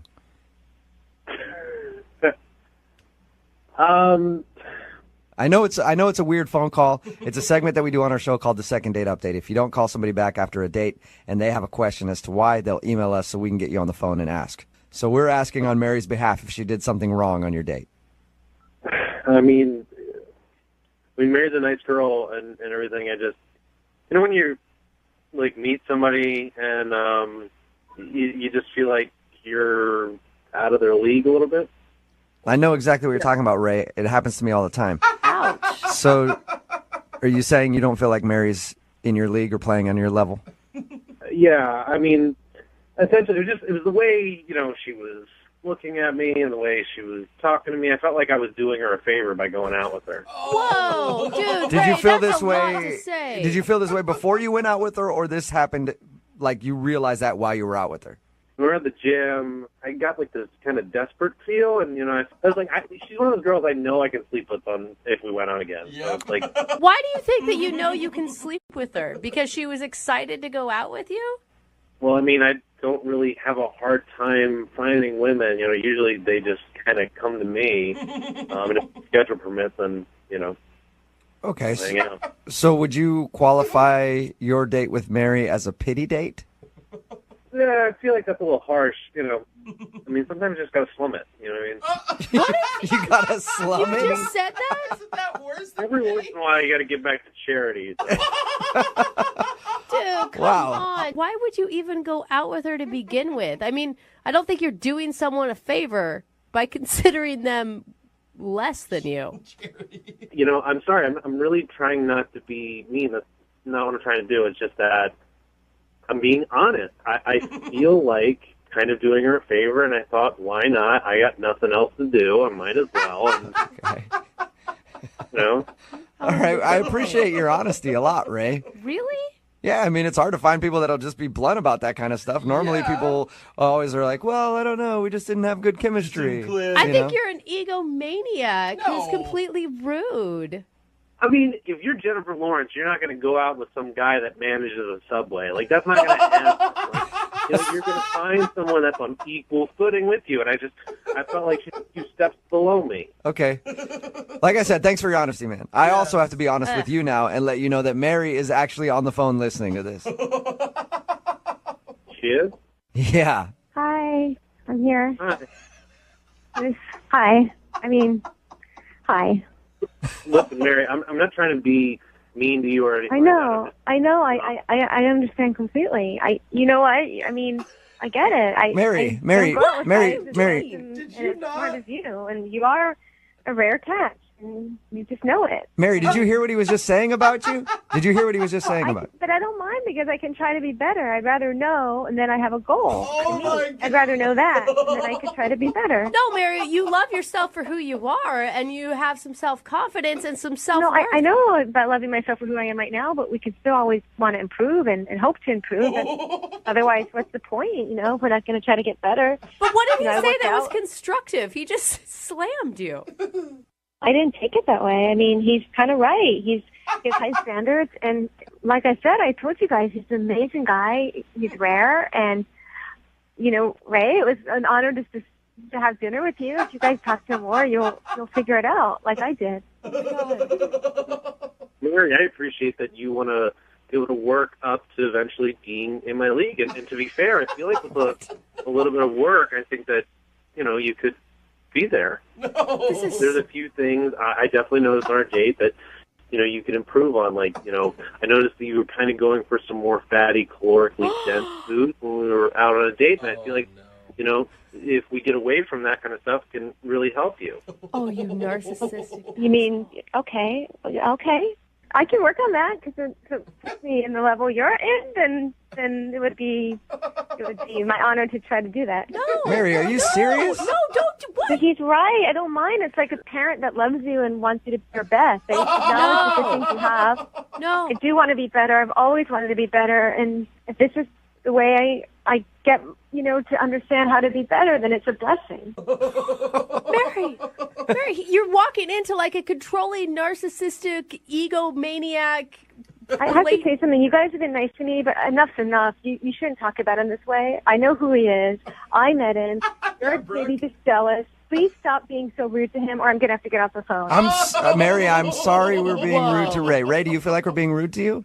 You're being very rude to him. Fair, yeah, I feel like there's some unfair, jabs being made at me because all I'm trying to do is just make Mary become the really pretty person I know that she can become. God. Okay. Mary, I want to shake you. What are you doing? Well, in that case, I know what I'm doing. I'm an adult, and I don't think it's very respectful what you guys are doing. Hey, Mary, it's true. You're an adult. You can make your own decisions. And if you feel like Ray is right and you were out of his league and apparently you want to work on getting into his league, I'll ask the question. Would you guys like to go on a second date? Ray, we will pay for you to go on a second date with Mary if you will accept. I mean, yeah, but I can't promise there'll be another date. After that, okay. Mary, are you willing to give it another try? I mean, I hope we have another date, but I think it's just great to have an opportunity to try again. So, yeah. All right. Well, congratulations, you guys. This is so sick. We're sending you out on a second date. Ray, I have to tell you, thank you for giving me another chance. I will not let you down. I promise you. I promise I will not let you down. You're welcome. Okay, Think about thank you. how every butterfly starts out in a caterpillar. Brooke and Jubal in the morning. Hello? Hi, is this Amanda? This is Amanda. Amanda, how are you? This is Jubal from Brooke and Jubal in the morning. I'm sorry, who are you? Jubal from Brooke and Jubal in the morning. I don't know. It's a radio show. Okay. Nothing? Big listener. Amanda, I'm just going to cut to the chase real quick, okay? You went out with a guy named Aaron last night. Yeah. All right. And Aaron emailed us this morning to see if we could call you because he's been trying to get a hold of you because he says that you stole his wallet when you left this morning. Wait, what? Yeah. Aaron says that you took his wallet. Did you take his wallet? No, he thinks I took his wallet? Yeah. He's saying that you guys hooked up last night after meeting at the bar, and when he woke up this morning, you were gone, and so was his wallet, and he's convinced that you took it. Yeah, I woke up this morning because I had a meeting at work. I woke him up. I told him that. He was like, yeah. I told him I had to get to work. I told him I was leaving, but I didn't take his wallet. Amanda, that's bull, and you know it. Well, what? Amanda, that's Aaron. He's actually on the phone. Yeah. What the hell? Amanda, or whatever the your name is, I know you have my wallet. First of all, whatever the my name is, who the are you? I never took your wallet. Your wallet. And you know what? You were so drunk. Go look around your apartment for your wallet. I did look around my apartment. The reason it's not there is because you took it. I didn't take your wallet. We were making out on the couch. Did it fall behind the couch? Did you look there? Are you serious, Amanda? Do you think I'm a huge idiot? That's the first place I would look. Are you? Yeah, I do think you're the biggest idiot. Go look around your apartment. Go look in your kitchen. How dare you accuse me of stealing from you, you piece of I kind of believe her. Really? Yeah. What the am I supposed to think? I wake up, she's gone, my wallet's gone. I've looked everywhere in this apartment, she's accusing me of being that dumb. That. Yeah, but Amanda, did you take his wallet? No, I didn't take his wallet. I don't know what the this is about. Tell him to go look in the kitchen. Tell him he's not going to listen to me. You guys tell him to go look in the kitchen. Go look in the fridge. Look in the fridge. Why would I look in the fridge? Who put the fridge in a wallet in the fridge? Are you serious? I'm not doing that. You were so drunk, you idiot. All people put their wallets, and let me look in there. Oh, it's not there. Oh, big surprise, because I know somebody else has it who left this morning. I don't have your wallet. It's in your apartment. I mean, this is nuts. I don't even know what Let me go look in the oven real quick. Oh, guess what? There's no wallet in there. Oh, hold on. Let me go look in the microwave real quick. That sounds like a great idea. Let me pop this microwave open and see if there's a wallet in here. That's where everybody keeps their wallets. Oh, Aaron, you gotta calm down. I mean, you guys have to have some sort of a conversation about this. Aaron, are you there? Hello? Oh, me. The put it in the microwave. It's actually in there? Ew, why the would I put it in the microwave? I didn't even go in the kitchen. You kept going in there slamming stuff. You were just being funny about it. You drunk piece of Oh my gosh. To my microwave where no one puts a wallet ever and all of a sudden magically it's there. Aaron, I highly doubt that Amanda hid your wallet in the microwave. I don't know why somebody would do that.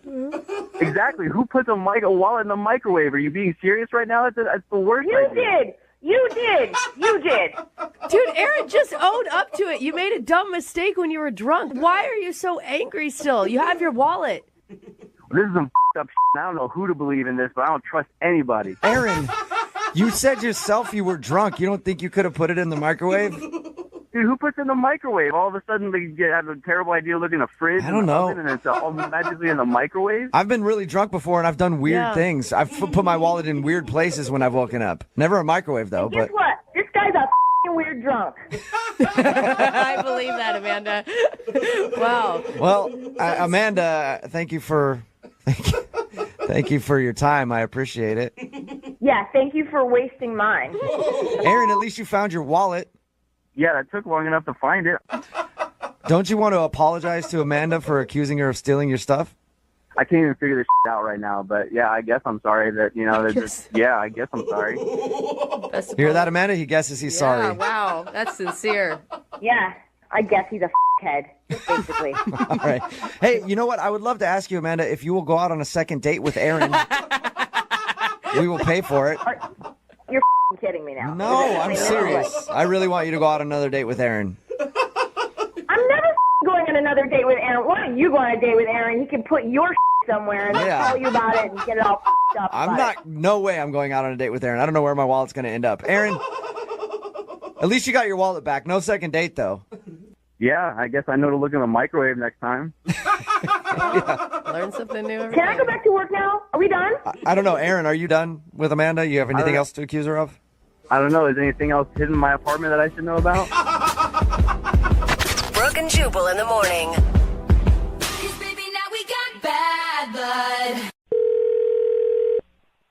Hello? Hi, is this Kevin? Yeah, this is Kevin. Kevin, what's up, man? How are you? This is Jubal from Brooke and Jubal in the morning. Okay. Okay. Hi, Kevin. You familiar with the show at all? I am. Okay. I'm just curious why you're calling me. Well, I'm calling you because somebody emailed us to give you a call for a second date update. Oh, they did? Mm-hmm. Really? Yep. Like, seriously, somebody did this? Nah, just calling you out of the blue, just making the whole thing up. All right, bye. See ya. Yeah, that was it. Best prank ever. Yeah, got you. Burn, Kevin. Okay. All right. I guess it's going to be one of those days. You got me. No, I wasn't. It's not a joke. really a joke, Yeah, I'm actually Kevin. calling you for a second date update. Okay. You are. You really are. Okay. Yes, I am. I see. I think I might know what this is about. Really? Okay. Do you know who might want to email us to figure out why you're not calling them for another date? I've got a feeling. But I'd rather hear you say it than me. Let's try to say it at the same time, okay? Ready? Okay. 3, 2, 1. Emma. Emma. You didn't say it at the same time, but yes. He's bad at counting. Her name is Emma. Yes, Emma. Yes. Yeah. Wait, are you purposely not calling Emma back then? Am I purposely? Yeah, like you're avoiding her. I was hoping that it was just because you've been too busy or something. I had a nice time with her, but I went kind of like digging on her social media, and what I found was like a huge turnoff to me, if I'm being honest. It was a big, big turnoff. Her social media was a turnoff. Is it too many selfies or something like that? No, it wasn't anything like that. It wasn't like inappropriate pictures or anything like that. Her grammar is atrocious. Did you say her grammar, like her writing? Yes, her writing. Yes, her writing is atrocious. It's a travesty. Okay, so you don't want to go out with her again because her grammar is bad. Oh, big time. Like she uses double negatives. Like that annoys That annoys me. I almost cursed it. That annoys me a lot. But she wasn't that wasn't something she used in her normal speak. So it wasn't an issue when you guys were hanging out. Well, we only spent like a little bit of time together, so I don't know. Things seem fine there, but go to her social media, it's insane. Like she doesn't know the difference between your and you are. Yeah. Oh, yeah. Doesn't know the difference at all. Yeah, but okay, hold on. To her defense, a lot of people use social media to just quickly throw out thoughts. And what if it's something where it's auto-correcting on her phone? I mean, that can happen, but does it happen more than once and multiple posts a day? I was like, oh, come on. And also there's like a Google search. You can Google proper grammar if you don't know it. It's already getting me like annoyed. And you're not open to like maybe trying to coach her through her grammar?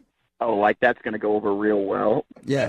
Hey, I noticed your social media makes you look really stupid. Can I teach you a few things about words? Like how to write? Yeah.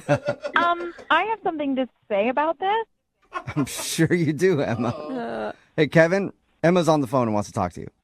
Oh, I forgot you guys do it this way. Yeah, that is how we do it. Yeah.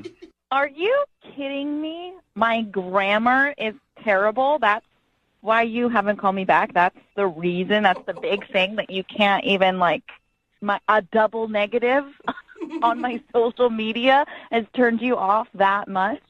I mean, I'm being honest. Would you rather me lie to you? I'd rather you tell me instead of just not talk to me while I call you and try to set up another date. Just end it if that's what you want. But a double negative, your instead of your, I know the difference. Are you sure you know the difference? Oh, that was just rude. Wow. Yes, I know the difference. Your, Y-O-U, apostrophe, R-E, means you are, Okay. like you are being a d***. That's what that means. I think that was appropriate. That's how you That was use the it. right grammar. You're a bigger grammar offender than you even know. Like, you don't end a sentence with a proposition, okay? What? Like, nobody does that, Emma. Nobody does that, you know? For such a grammar guy, is it a proposition or a preposition you're not supposed to end a sentence with there, Kevin? Okay, all right, dude. Slow down. I made a mistake. I meant to say preposition, not Oh, proposition. okay. All right, just checking in on that one. I feel like that was fair. Yeah, but maybe we shouldn't give you the benefit of the doubt since you're not giving me the benefit of the doubt that I just like to do quick posts and I'll end a sentence however I want. Oh. But it's social media. It's not like I'm writing this thesis about I don't even know what. I just don't understand why it bothers you so much. What bothers me is you use a punctuation within parentheses. That's what if we're really getting into it. So, you know. We're really digging deep on this one. Oh, my God. Yeah. Both of you. Wow. So- I mean, you're just digging here. There's got to be another reason. There's got to be something else that you're just not saying that you're not calling me. There's no way that a punctuation in parentheses bothers you that much? I think everybody in the world knows, except you. You put parentheses outside of punctuation, okay? Parentheses outside of punctuation? I didn't get that one either, Jubal. I misspoke, okay? All right. I meant punctuations outside parentheses. That's what I meant. That's what I meant. God. For someone who's so upset about my punctuation, you're doing an awful lot of misspeaking about it. Emma, does this make you want to maybe go back in and edit some of your posts, though, so that they look proper? No, that. You and I had a really good connection. Our dogs even connected. Our dogs got along so well. I feel like we had a really good day, and for you to not call me back because of the grammar on my social media, it is not only ridiculous, it is pretentious. Oh! Wow, those are a couple of big words that you used there. I'm pretty impressed. Well, does that mean maybe you want to go out with Emma again? Kevin, would you like to go on a second date with Emma? We'll pay for it. I mean, why would I want to after I basically felt like I was insulted to my face? So you were. And also, who cares if our dogs got along? There's bigger things in the world than whether or not two dogs get along. Yeah, there's those whole punctuation and parentheses thing, you know? Exactly. And I don't want to go on a second date with someone who's going to be so nitpicky about a social media post. Is not the kind of person that I want to be around. Yeah, you're nitpicky, a big word again. Good. Oh, God, can you guys just, hang up on him? Because he is an idiot. You would be doing me a favor if you did that. Okay, well. Okay. That's ended See well. you, Kevin? Yep. There you go, Emma. I hung up on him. Oh, thank you. Does that feel better? It feels really good. I don't even want to post on social media or write anything on social media anymore because it's just going to make me think of this Jack. Well, I think maybe Kevin helped you in a good way, okay? Because that whole parentheses, punctuation thing, I'm super glad we got that cleared up, Emma. I mean, to be honest, I forgot about that rule, but... You're admitting it. Oh, my God. All right, Emma, well, better luck next time on getting a Thank you. second date. Hope you don't not get one later on in the future. That's a double negative. That was and really if you know good what second grammar. date's about. All right. Yeah. Brooke and Jubal in the morning. Hello? Hi, is Rick there? Yeah, this is Rick. Rick, how are you, man? My name is Jubal. I host the morning show, Brooke and Jubal in the morning. Okay, are you serious? Yeah, man. How are you? I'm good. What's up?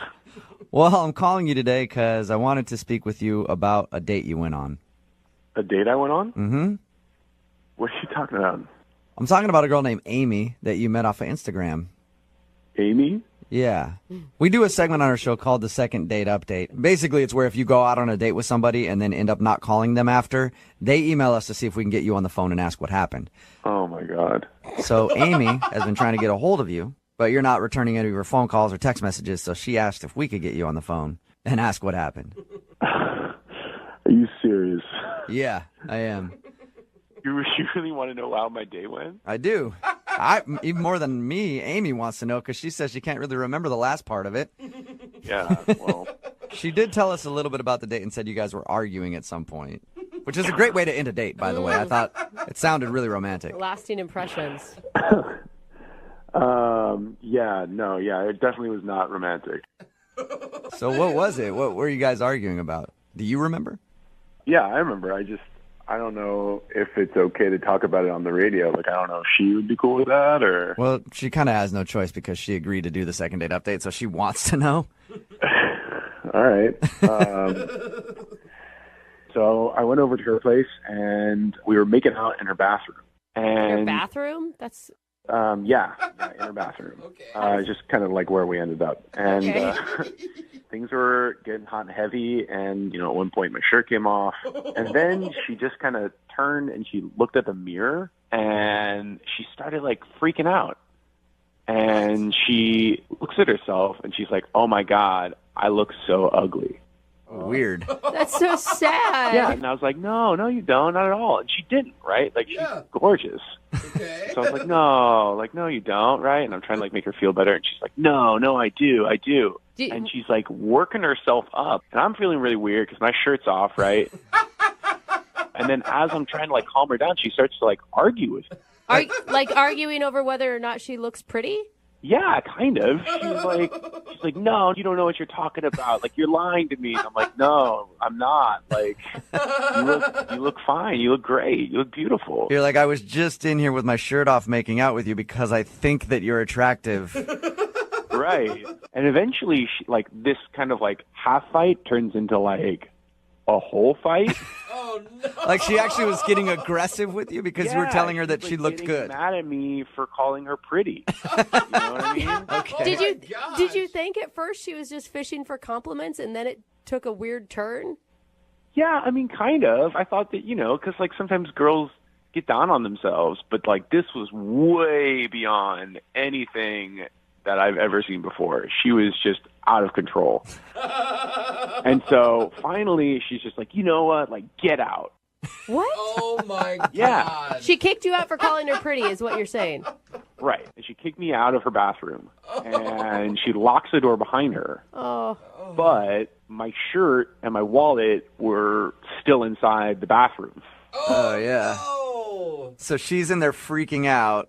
So did you like going ballistic, and she's like sobbing in there, and I'm like, can I get my shirt back, please? Oh, I just want to give her a hug. How long did it take till you got your shirt back?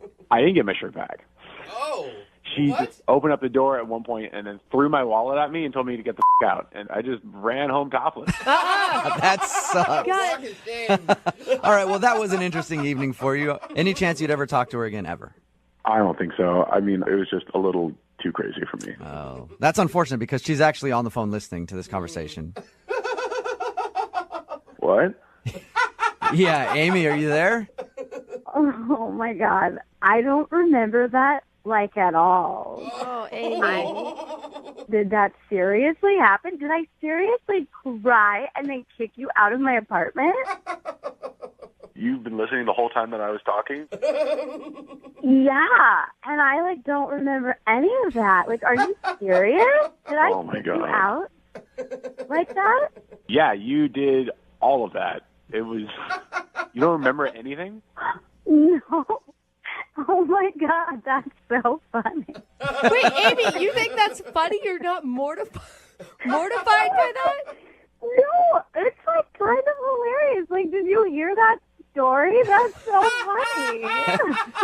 So it doesn't bother you that you were freaking out because apparently you didn't think you looked good that night and he thought you were pretty and that pissed you off. I mean, I think I was just having a moment, I guess. Sometimes I have a moment. It's totally me to just have a moment, but then it's fine.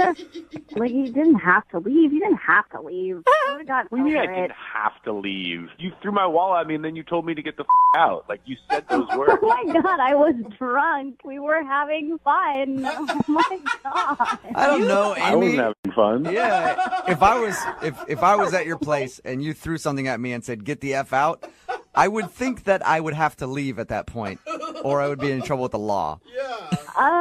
I don't know. Okay, wait, but Rick, did you get a video of this at least? Oh my gosh, Amy. What? Did I get a video? No, I didn't get a video. Are you serious? You psycho? What? Why not? I could have totally posted that on Instagram. It would have gotten so many likes.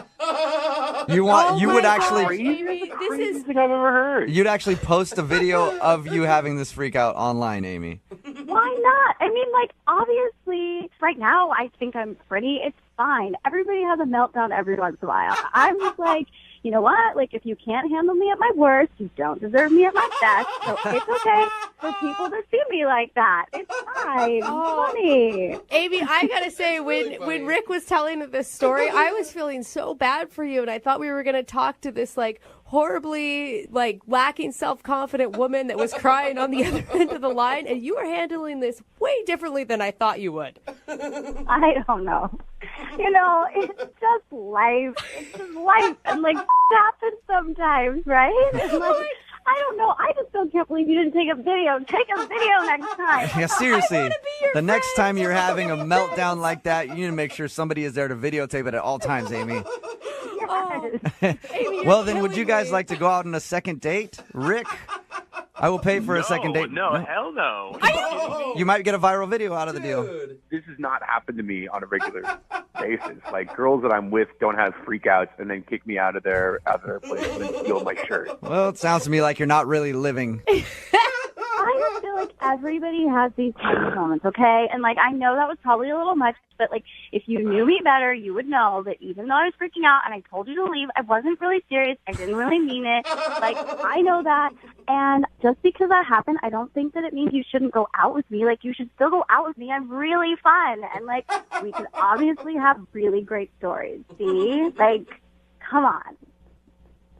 You know what? Fine, as long as I can end this conversation right now, as long as we can finish this up. So if we can finish the phone call here, you'll go out with her again. No, I'm not going to go out with her. Are you crazy? So which one is it? You're confusing me. I can't tell when you're serious and when you're not serious. You're harder to read than she is. I want to end this conversation. I don't ever want to see her again. I'm fine. Thank you, Amy. You seem like a lovely girl. You're really, really hot, but you are crazy. Brooke and Jubal in the morning. Hello. Hi, may I speak to Dylan, please? This is him. Dylan, how are you? This is Jubal from Brooke and Jubal in the morning. In the morning, where? It's a good question. It's a radio show, and that is the name of the show. It's called Brooke and Jubal in the morning. Oh. Hey, Dylan. In the morning, where? What are you guys doing? Dude, not much, just hanging out. You mean doing, or why are we calling you? Yeah, why? What's going on? Okay. I'm calling you today because we do a segment on our show. It's called The Second Date. That's where if you go out on a date with somebody and then end up not calling them back after, they can email us to get you on the phone and find out what happened. And we got an email from somebody that you went on a date with recently. Wait, what? Somebody emailed you about me? Yes. Yeah. Lainey. Her name's Lainey. Oh. Yeah, Lainey emailed us because she told us about your date, okay? Yeah. All right. So she told us she went out with you. She said she really wanted to see you again, but now you're not answering any of her phone calls or text messages. So she's confused, and she's wondering why you don't want to see her again. She's wondering why. Wow. Yes. Should she know why?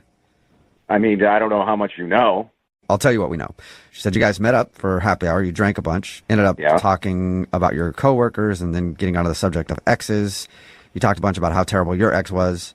Then she asked you if you wanted to go back to her place to take some pictures to make your ex jealous, and you declined. She told you almost everything? If that's almost everything, yeah, she told us that. Yeah. I just can't believe she put that out there. Are you mad about that? I mean, it's weird. I never got a phone call like this before. Right. I could understand that. Yeah. You said almost everything. Is she leaving something out? Totally leaving things out. Really? Okay, like what? We had a good time in the beginning, and she was all right. And she was all right.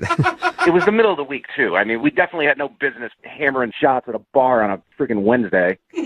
But it sounds like you guys had a lot to bond over. You both had crappy days at work, she said, really stressed out. Yeah, I had a particularly bad day, and I guess she did too, and we kind of bonded over having the same work environment, I guess you could say. Yeah. We heard. Then the topic of exes come up, and I'm like, I don't know if I want to go there, but we were kind of like bouncing back and forth between, you know, what her exes did and what mine did and things like that. So in her description, it didn't sound like you guys were bouncing. It sounded like you guys were concentrating on you getting over your cheating ex, and that you talked about her a lot.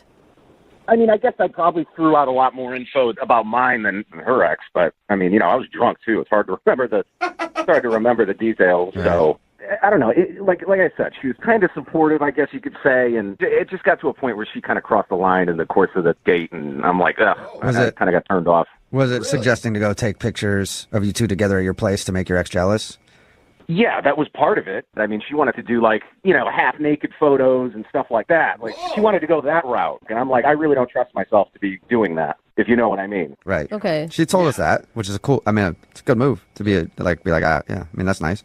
Yeah, and then she's like, oh, you know, what's your ex's number? And give me all her info. I want her address, too. And was she joking? I mean, that had to be a joke, right? Like, oh, I'll take care of it for you. Yeah, I thought she was joking. I'm like, I was laughing with her. I go, what are you going to, you know, like burn her house down? Like, why do you need her address? And she just keeps kind of prodding for it. She goes, yeah, give me the information. Just, you know, I got a couple ideas. And, you know. Like she kept going? Yeah, so at that point, I'm getting real weird vibes from this date. I'm like, I got to end this now because she's not joking. This is going in places I don't want it to go. Yeah. Right. Soon you're going to be an accomplice to murder. That was it, man. I was done right there. Okay. Well, okay, that's understandable. It's good that you were done there probably, but you're not done here because guess what? Lainey is actually on the other line and wants to talk to you. Wait, what? Lainey? Sorry. You there? Hi. Hey, Dylan. Dude, no. Come on, guys. No, that's Lainey. I'm sorry, but your ex needs a wake-up call. Like, that's all I was trying to do. A wake-up call? What kind of wake-up call are you talking about, Lainey? She needs to know that her behavior is not okay. Girls like her ruin good guys like Dylan for girls like me. What are you going to do, though? I don't understand. Isn't the wake-up call that they broke up? Like, that's usually the wake-up call. It doesn't matter. Like, I'll handle it. You don't need to look, I learned my lesson with her. It doesn't matter. Dylan, you're a good guy. Like, that's why I want to do this. Do what, though? Do what, Lainey? If you don't have the to do it, I have them. I will tell her that this is not okay. No. Do what? I don't understand what you're doing. You want her address? What are you going to do? Everyone needs to, like, stop asking me what I'm going to do, all right? I'm not going to tell you guys on the radio, all right? I'm just going to do it. Do what, though? Come on, Lainey. Now I'm... No. Yeah. Whatever it is, I'm saying no. Okay? Lady, the best revenge is always to just be happy in your next phase of life. That is literally the only revenge anyone ever needs. Look, I will be happy after I do what I need to do to her. What? She didn't even do anything to Lainey, you. Dylan, are you still there? Dude, do you guys hear what she's saying? Are you kidding me? Yeah, I don't... This is crazy. Did you give Lainey the information for your ex at all? No, I didn't give her the information. Listen to her. I mean, Dylan, I don't understand why you are so against this. Like, are you still in love with her? I mean, you were crying your eyes out, complaining how bad she treated you. And here I am, like, here to defend you. And you're acting like a little baby now. Like, are you still in love with her? You want to get back together with her? You want her to just put you down and cheat on you over and over again? No. I was on the date with you that night, and we got onto some topics. Now I feel like I was on the date with a hitman. I mean, I don't know what this is about. But, like, you gave me that information. Like, what else am I supposed to do with it? Just chill, probably? Yeah. Just say, that's too bad. I'm so sorry that happened to you. That's not who I am. Not like how I roll. All I want to do is have a civilized conversation, woman to woman. No, that's psycho. Doesn't sound like that. I feel like in one hand you're holding your phone, the other hand you're screwing a silencer on a bolt-action rifle. Sounds like a great woman to go on a date with me. Dylan, would you like to go on a second date with Lainey? We'll pay for it. She'll always have your back. Yeah, she will have your back for sure. Dylan, before you answer, really think carefully. Oh my God, is that a threat? No, I'm not going to end up in the trunk of a car. So is that a yes then? Because I think that means you should say yes, or you might end up in the trunk of a car. I'm not going on another date with her. Now I'm actually scared, all right? Yeah, Lainey, I don't blame him, Lainey. I mean, whatever. You know, if that's how he wants to live his life, he wants to be a pushover, let people walk all over him, he's going to find another girl who's going to do the same thing to him, cheat on him, and put him down. Yeah. You know, I would always have his back, but if he doesn't want that, you know, good riddance. Yeah. Okay. Good riddance, Dylan. Good luck finding someone just to have brunch with or whatever. Lainey would actually kill for you. Hello. Hi, I was looking for Dawn. Yeah, this is she. Dawn, how you doing? This is Jubal from Brooke and Jubal in the Morning. It's a radio show. Oh, I'm good. How are you? I'm good. You host a podcast, right? Yeah. Yeah. Okay. Yeah, what we do is kind of like a podcast, except you probably have more listeners. Actually, probably true. Okay, how can I help you? Well, you can help us because we actually got an email from one of our listeners about you. Okay, what'd they say? Well, they said that they went out on a date with you a little while ago and had a really good time, but now you're not calling them back. Oh, I thought you were calling because maybe you wanted, like, an interview or something. No, sorry. You do a World of Warcraft podcast, right? Yeah, I do. Yeah, our listeners have no idea what that is. So I don't either. We'd ask you the dumbest questions. We would you be would a want it. terrible interview. You'd probably get frustrated with us and hang up. All right, okay. So, the reason we're calling is you recently met up with a dude who actually listens to your podcast, but also wanted to go on a date with you. His name is Isaiah. Yeah, I remember Isaiah. Okay, well, Isaiah emailed us and told us about your date, and he's also confused because you're not calling him back, and he's tried to get a hold of you a few times. Yeah, that's true. Is it because I don't know, have a lot of men throwing themselves at you? No, actually, I really don't get asked out that often, so that's not it. Really? Really? Yeah, I think some guys are just kind of intimidated, and I mean, I wish more guys would ask me out. That would be nice, but All right. Well, let's talk about the one dude that did ask you out then, Isaiah. Did you not enjoy your date with him? Oh, mean, the date, it was fine. Like, it wasn't a bad date. It wasn't too awkward or anything. He's a fan of mine, so I'm just gonna say it's just not gonna work. Can you tell us anything so that we can at least let him know? Because he's really confused. He thought that you had a great time and you both had a good connection and you enjoyed the date. Well, you know, I mean, I don't want to go into too much detail, but I'm a level 110 Blood Elf Hunter, and he's a level 20 Undead Warrior. Okay. Okay. What does that mean exactly? It just means that he has barely played the game. Oh, and then... In comparison to me. Okay, so you've got a really good rating, and you have a high level on the game, and he doesn't. It's similar to an 11-year-old boy asking Heidi Klum out on a date. You know, it's not gonna look good for her. Besides not being legal, but it's not going to be good. So wait, the gaming world will judge you for dating someone? Oh, yeah. Oh, they judge everything. Hardcore. Yeah. Like, you're being serious about this? Yeah, no, if they know that I'm hanging out with a noob, I'll lose followers. I'll get blasted. Oh, no. That is so weird to me. This is a real thing. You mean this? I mean, I have thousands of people following me, right? And they're following me for, like, strat and, you know, tips and things. How is it going to look if I'm dating, like, a level 20 warrior and he hasn't even gotten a Nobergon yet? So it's like, Yeah, I know, right? Not Nobergon. God. Oh, my God. God, anybody knows Nobergon? Obviously, Don, I have no idea what you said, but I'm kind of understanding what you mean in a weird way. But why did you go out with him to begin with, Don? Didn't you know that he wasn't past Nobergon? No, I wasn't on WoW when we were talking. He DM'd me on Twitter. Okay. So, yeah. And I mean, I didn't think to ask because, like, people who follow me, I assume they're at least level 80. Otherwise, why are they there? Right? What are you doing? You crazy? We're trying to play in the big leagues. Oh man, were you so disappointed when you found out about his level status? It was a pretty big bummer. It's, like I said, I don't get asked out on dates a lot, and he was really nice, but it was a big drawback. Okay. That is an interesting reason, Don. Yeah. I do also want to let you know that Isaiah is on the other line listening to this conversation. Right now? Yep. Hi. Hi, Don. Oh my God. Did you really mean all that? Yeah. I'm sorry. I didn't know you were listening. I mean,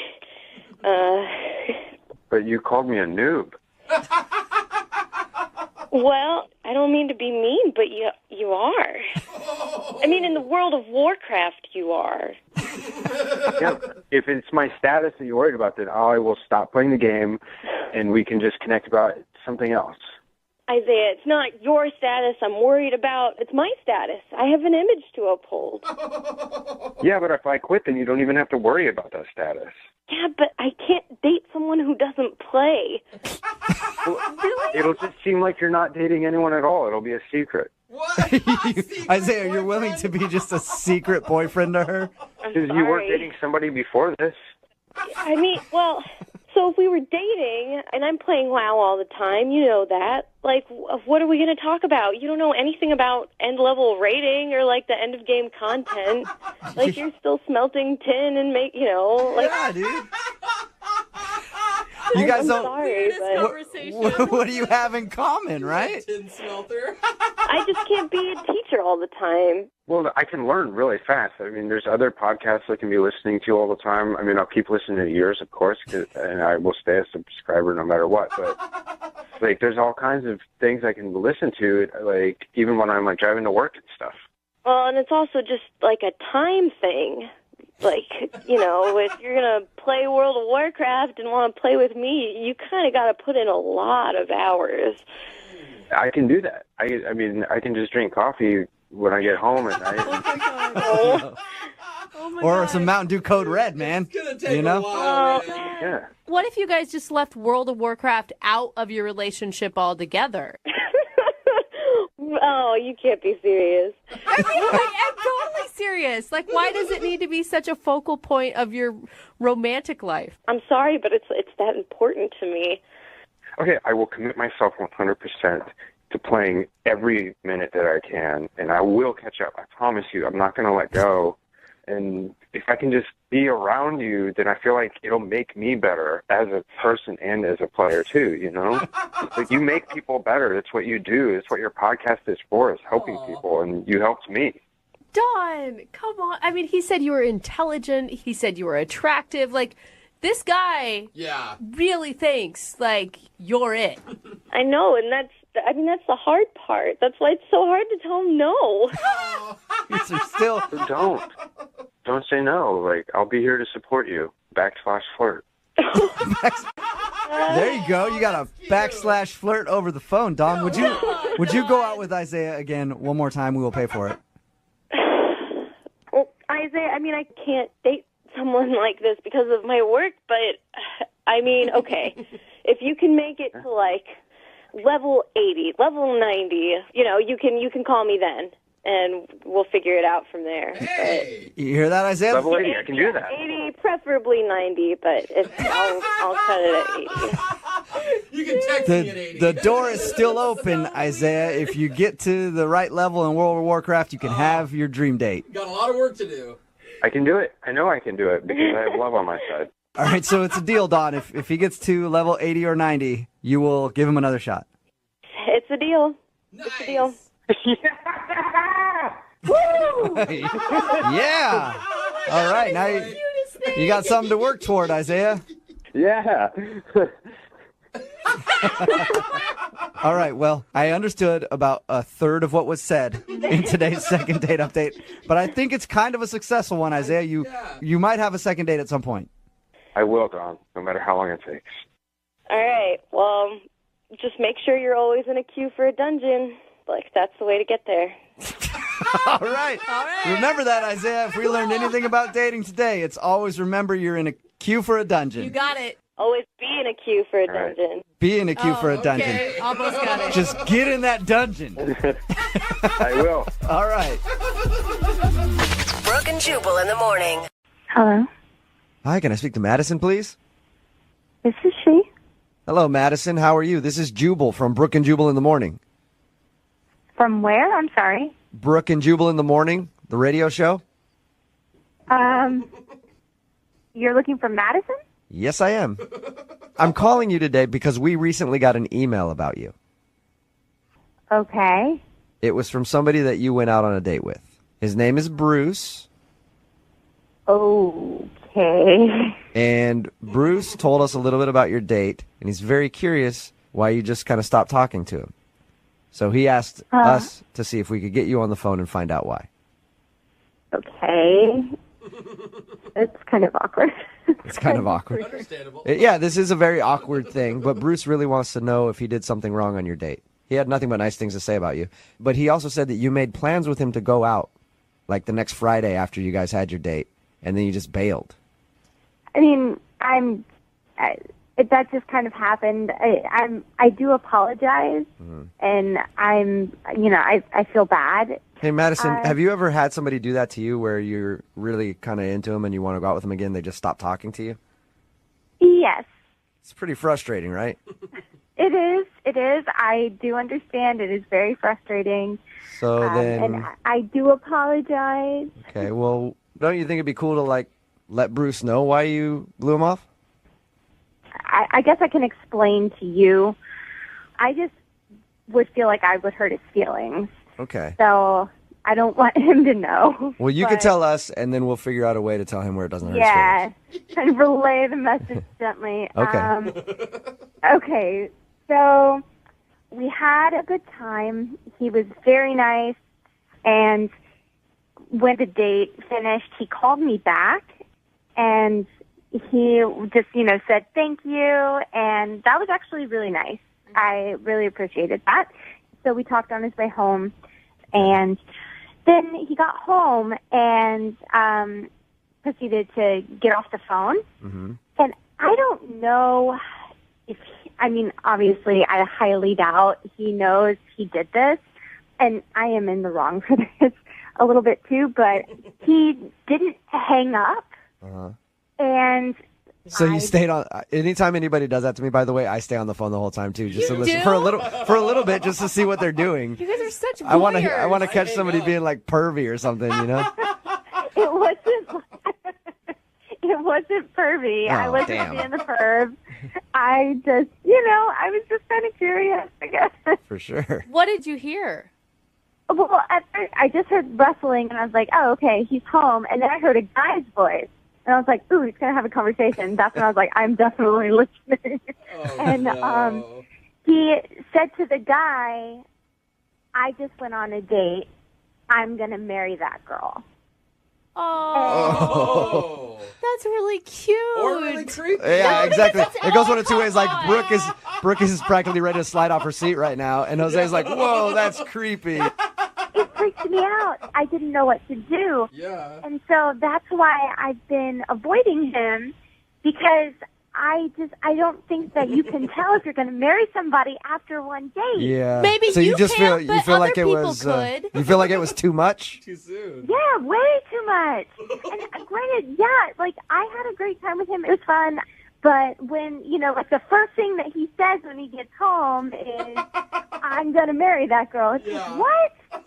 But the thing is, I mean, you couldn't see his face. You don't know. I mean, Brooke's trying so hard for like the storybook love tale thing right now. Seriously, I think some people can tell after the first date, and I think you're you could have found like the coolest guy you'll ever meet. Or you could have found a stage 5 clinger.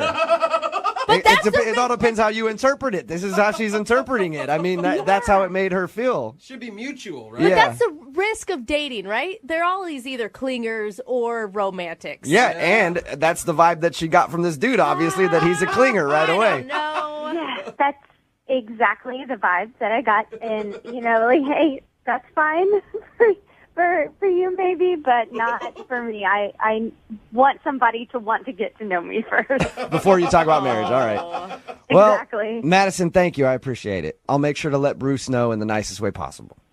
Okay, I hope that helps. All right, and the only nice way I can think of is to let you know that he's on the other line and just heard that. What? Are you serious? Yes, I am. Bruce, say hi to Madison. Hi, Madison. Madison, I can't believe you actually heard that. Yeah.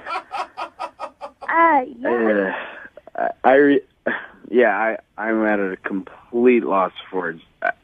Do you remember saying that to whoever you were talking? Who were you talking to, by the way, Bruce?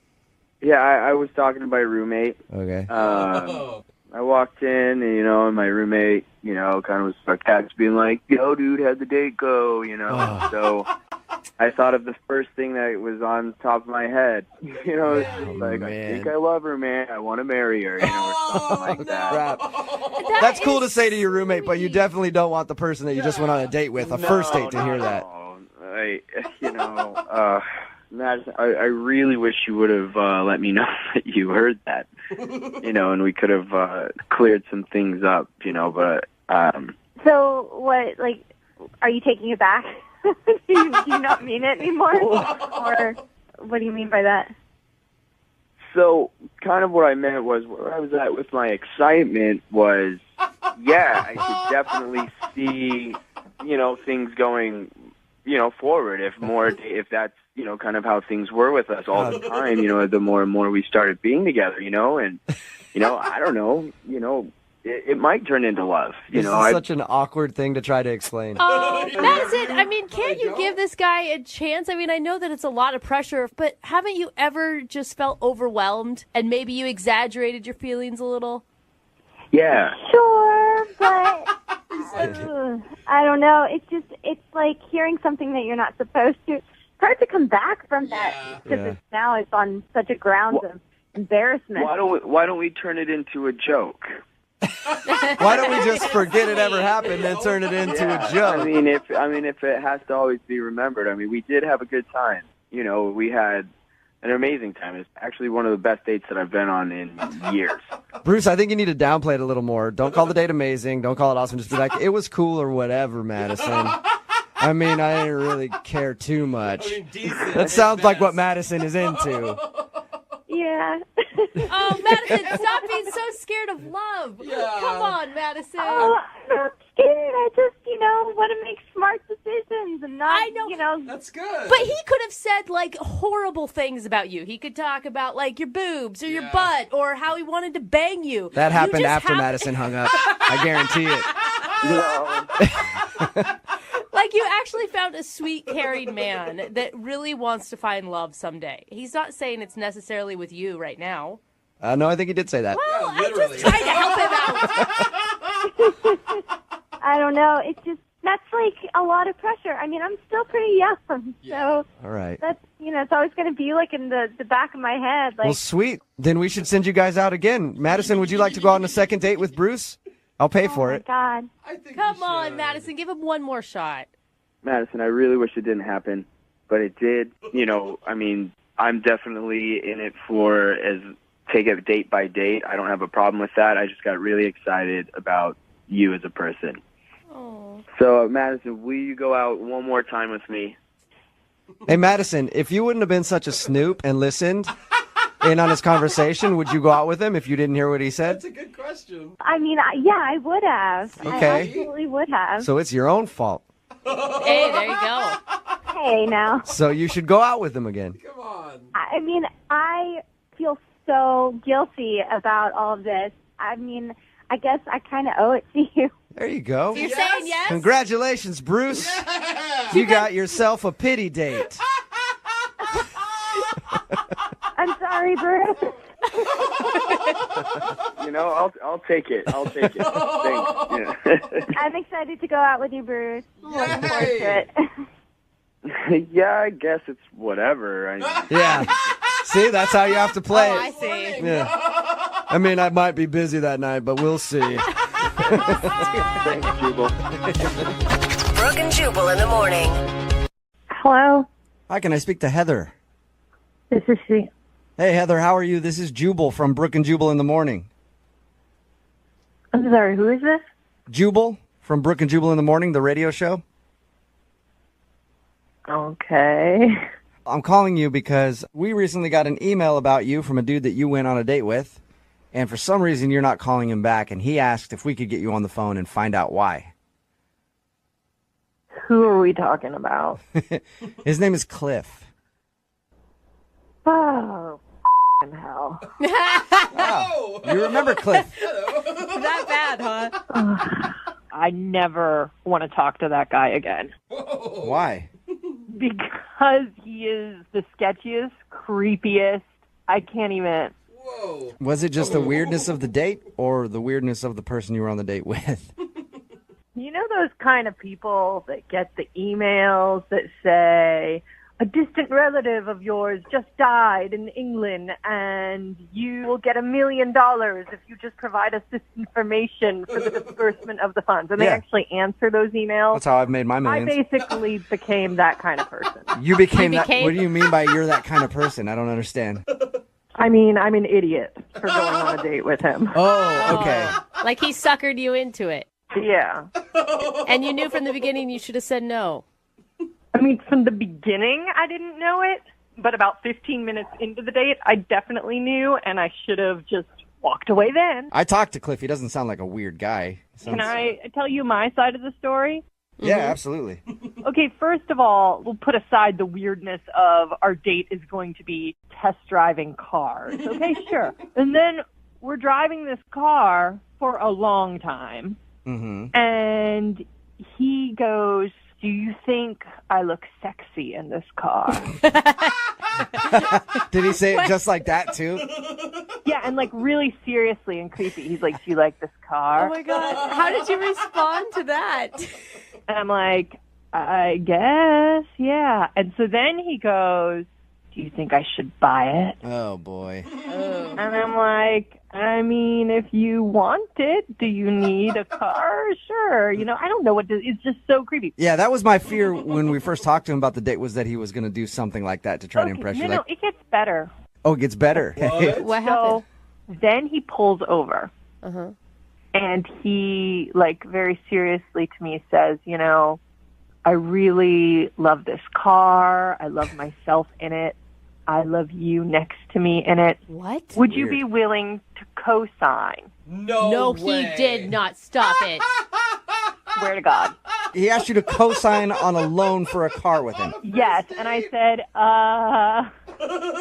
we just met, and so then he goes on to say, I got in some financial trouble a few years back, and my credit is shot, and I can't buy a car. While I have the money to make the payments and everything, they're not going to give me a loan, and I need a co-signer, and I just think you and I have great chemistry. And I'm like, what is even happening? It's like I don't see the problem with that. I mean, I don't understand why it's such a big deal. What was that? That was Cliff. Cliff, you're supposed to wait for me to tell her that you're on the phone. Cliff is actually on the phone listening. Oh, you ass. Well, I mean, I don't know how much I can take of her, making it sound like I'm some creep or weird or, blah, blah, blah. How do you think that was acceptable first date behavior? Maybe I was wrong. When I met you, I saw a lot of compassion, and if you had compassion, then you would know that it's not such a bad thing to co-sign with me. I mean, I don't see what's the problem. So, Cliff, you weren't joking when you were asking her to co-sign a loan? No, I had about 3 years ago, I had some problems with my credit, and I'm working on it. And I think me driving a better car would definitely give me a better look. Yeah, that's a really good idea. Buy $100,000 car. That'll, really secure your finance. That's really building financial stability. So you're saying, Heather, that you never had a rough time in your life, and now you're putting me down. You're kicking a man ways down. Is that what you're saying? I have had rough times in the past, I guess, but I've never asked a complete stranger to co-sign on a loan for me. A complete stranger. The second time I saw you, we met one time, and this is the second time. That's true. So I'm not a complete stranger. First of all, second of all, when I looked at you, when I pulled over and I looked at you, and I really made a deep connection with you, and I looked at you and I said, you know what? I can really see myself driving this car with you in it. I meant that. I meant that. And you could be in it because you could basically own part of this car if you wanted to. Cliff, I'm totally baffled by this. Do you truly not understand how bad it is what you did? I mean, maybe I trust people too much. Cliff, is there anybody else closer to you that you could have co-sign a loan rather than somebody that you're on a first date with? Well, my family, I don't really talk to them, but that's a whole nother story. Because you owe them money, probably. Yeah. You know what, Heather? I hope one day that you don't hit a rough time like I did. And, maybe someday you need somebody to co-sign with you, and then you'll remember this time. You'll remember the car hopping. You'll remember me, and you go, you know what? Karma's a bitch. All right. Well, at this point, I would love to ask if you guys would go on a second date. Heather, will you go out on a second date with Cliff? We will pay for it, and I'll have somebody co-sign that loan. No. Yeah, All it's right. pretty clear. Cliff, I'm sorry. No second date, man. That's fine. It is what it is. But, hey, Jubal, if you want to co-sign with me, I'm up for it, man. You're asking me to co-sign a loan with you? I mean, you were offering, I didn't offer. I said, I've had to have people do that. And trust me, the only... No, but you said if she went out with me again, you find somebody co-sign. Yeah, I did. Look, me co-signing a loan with you would only make your chances worse of getting a loan. I don't know. We can always give them free advertising on your radio show. Okay. Oh, there it is. I'll do that. I'll risk my job and give them free advertising for plugs on the radio, and I'll co-sign a loan with you even though I don't know you. I'll totally do that for you. Really? No, Cliff. I will not do that. Brooke and Jubal in the morning. And I know she'll be the death of me. At least we'll both be numb. Hello? Hi, can I speak to Eric, please? Yeah, speaking. Eric, how are you? This is Jubal from Brooke and Jubal in the morning. Sorry, man. I don't really... I'm not going to buy anything or whatever. No, I'm not trying to sell you anything. I just need 5 minutes of your time. Whoa. He thinks that I'm we're a selling telemarketer. him something. I mean, kind of. I'll dial him back. Okay. See if I can get him to invest in some life insurance. Maybe buy some door-to-door meat. Yeah. 2 birds, 1 stone.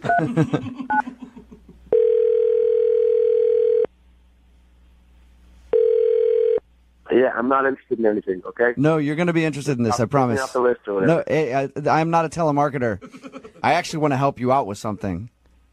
Look, man, I don't need help. I'm fine. I'm not. I promise you. Don't hang up. Hey, are you still there, Eric? Yeah, I'm still here. Okay, this is Jubal from Brooke and Jubal in the morning. It's a radio show. And I'm not calling to sell you anything. I'm calling you because I got an email about you from one of our listeners. What? Yeah. Now are you a little interested in what I have to talk about? I mean, not really, but what are you talking about? You recently went on a date with a girl named Tiffany, right? How do you know that? Because Tiffany emailed me and asked me if I could get you on the phone and find out why you're not calling her back. She works for the radio station? No, she listens to the radio show and asked if we could call you to find out if she did something wrong on your date because she would like to see you again. So she's wondering why you're not getting back to her. I mean, I don't know if I want to talk about that stuff on the radio or whatever. Is there anything? If she emailed you, she'll tell you whatever she wants. I don't really feel comfortable talking about. She doesn't know. I mean, unless it's something that is your personal life and embarrassing about you, I can understand you not sharing that. But is there anything I can tell her just to give her some sort of advice?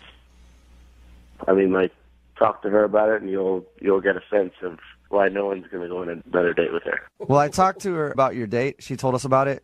She said there was an awkward moment where she accidentally hit herself in the nose, and her nose started bleeding. Yeah, that was one of many incredible moments of the date, yeah. Incredible, but I don't said think you mean incredible sarcasm. like an actual good thing, right? No, I mean it is like the most sarcastic thing possible. Well, I appreciate you staying on the phone with me for a few minutes. If your date was that bad, don't you think it'd be nice to give her some advice so that in the future when she goes out with people it isn't as painful as an experience as it sounds like it was? She's just the weirdest person that I've ever gone on a date with. That's intense. How so? You ever meet one of those people that just blows everything up into like the biggest possible deal? Like, oh my God, the traffic was the absolute worst. Like everything is underlined. Yeah. Everything is in caps lock. Everything is just 15 exclamation points. She was like, the traffic was the absolute worst traffic I've ever been in. Like, take New York traffic and take LA traffic and take Mexico City traffic or whatever she said and add them all together. That's the traffic I was just in. Can you believe it? And it's like, there's no way to possibly believe that. That's ridiculous. It seems like you didn't even give her a chance, though. I mean, if you're talking about, she just obviously felt bad about the traffic and was trying to make up for it. I see your point, but it was with everything. It wasn't just the traffic. It was every single element of our date, every story, every like reading of the menu. Whoa. You know, like, oh my God, they have margaritas here. Oh my God, I love margaritas, but I want it to be the best margarita. And the margarita comes, and it wasn't just like take a sip and like, this is pretty good. You want to try it? It's like, oh my God. This margarita is amazing. I've never had a margarita like this before. I've definitely been around those type of people. I know exactly the type of person you're explaining. Yeah, you just pray you're not at their table, but you just hear them from the other side of the room. This is the most amazing, life-changing margarita you've ever had, Eric.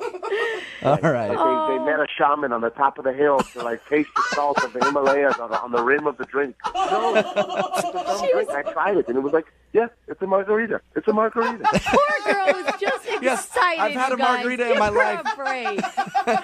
You know? Hey, we talked to her a little bit, Eric, and I didn't get that vibe from her at all. Really? Yeah. I don't know. She described the date as like one of the best dates she'd ever been on, and Eric was the greatest guy she'd ever met. That's true. Right. She kept telling, like, she had a bloody nose and like stayed at the table and kept telling her story and was like, and then I'm just sitting there and be like, you know, do you need something? Do you need a napkin or whatever? Yeah. And she's just like, oh my God, you're the greatest guy. You're just like the greatest guy. I'm like, you have blood coming out of your nose. You're like, no, I'm not the greatest guy. I'm just a human, and I noticed somebody else with a bloody nose, and I thought I might give them something to wipe it up with. Hey, Eric, I really appreciate you giving us a little bit of information on your date, man. That's awesome. Yeah, I mean, I'm as exhausted now as I was after the date, just thinking about it. Well, that was the It most... feels like it's like a marathon, or like 3 marathons, or like the longest marathon in the history of the world. Eric, I should also let you know that Tiffany is actually on the other line listening to this conversation. What? Oh, hi, Eric. That was really mean. I don't know why, if you were having such a bad time, first of all, that you stayed. Second of all, you were laughing and having a good time and telling stories, too. And third of all, that really was the best margarita of my life, and I'm not ashamed to share that with people. I suggested more drinks because I was going out of my mind. Oh, because I'm not all bitter and like, margaritas, who cares? I was going out of my mind, and I was just praying that the next drink you would see that if that margarita actually was the greatest margarita in the world, then by default, the next drink could not be as amazing. But it was even better. Of course it could. It's probably from the same batch. That's how they do it at restaurants. Eric, why you gotta be so mean, right? You're telling me that you didn't have any fun at all with Tiffany. She sounds like a fun girl. Thank you.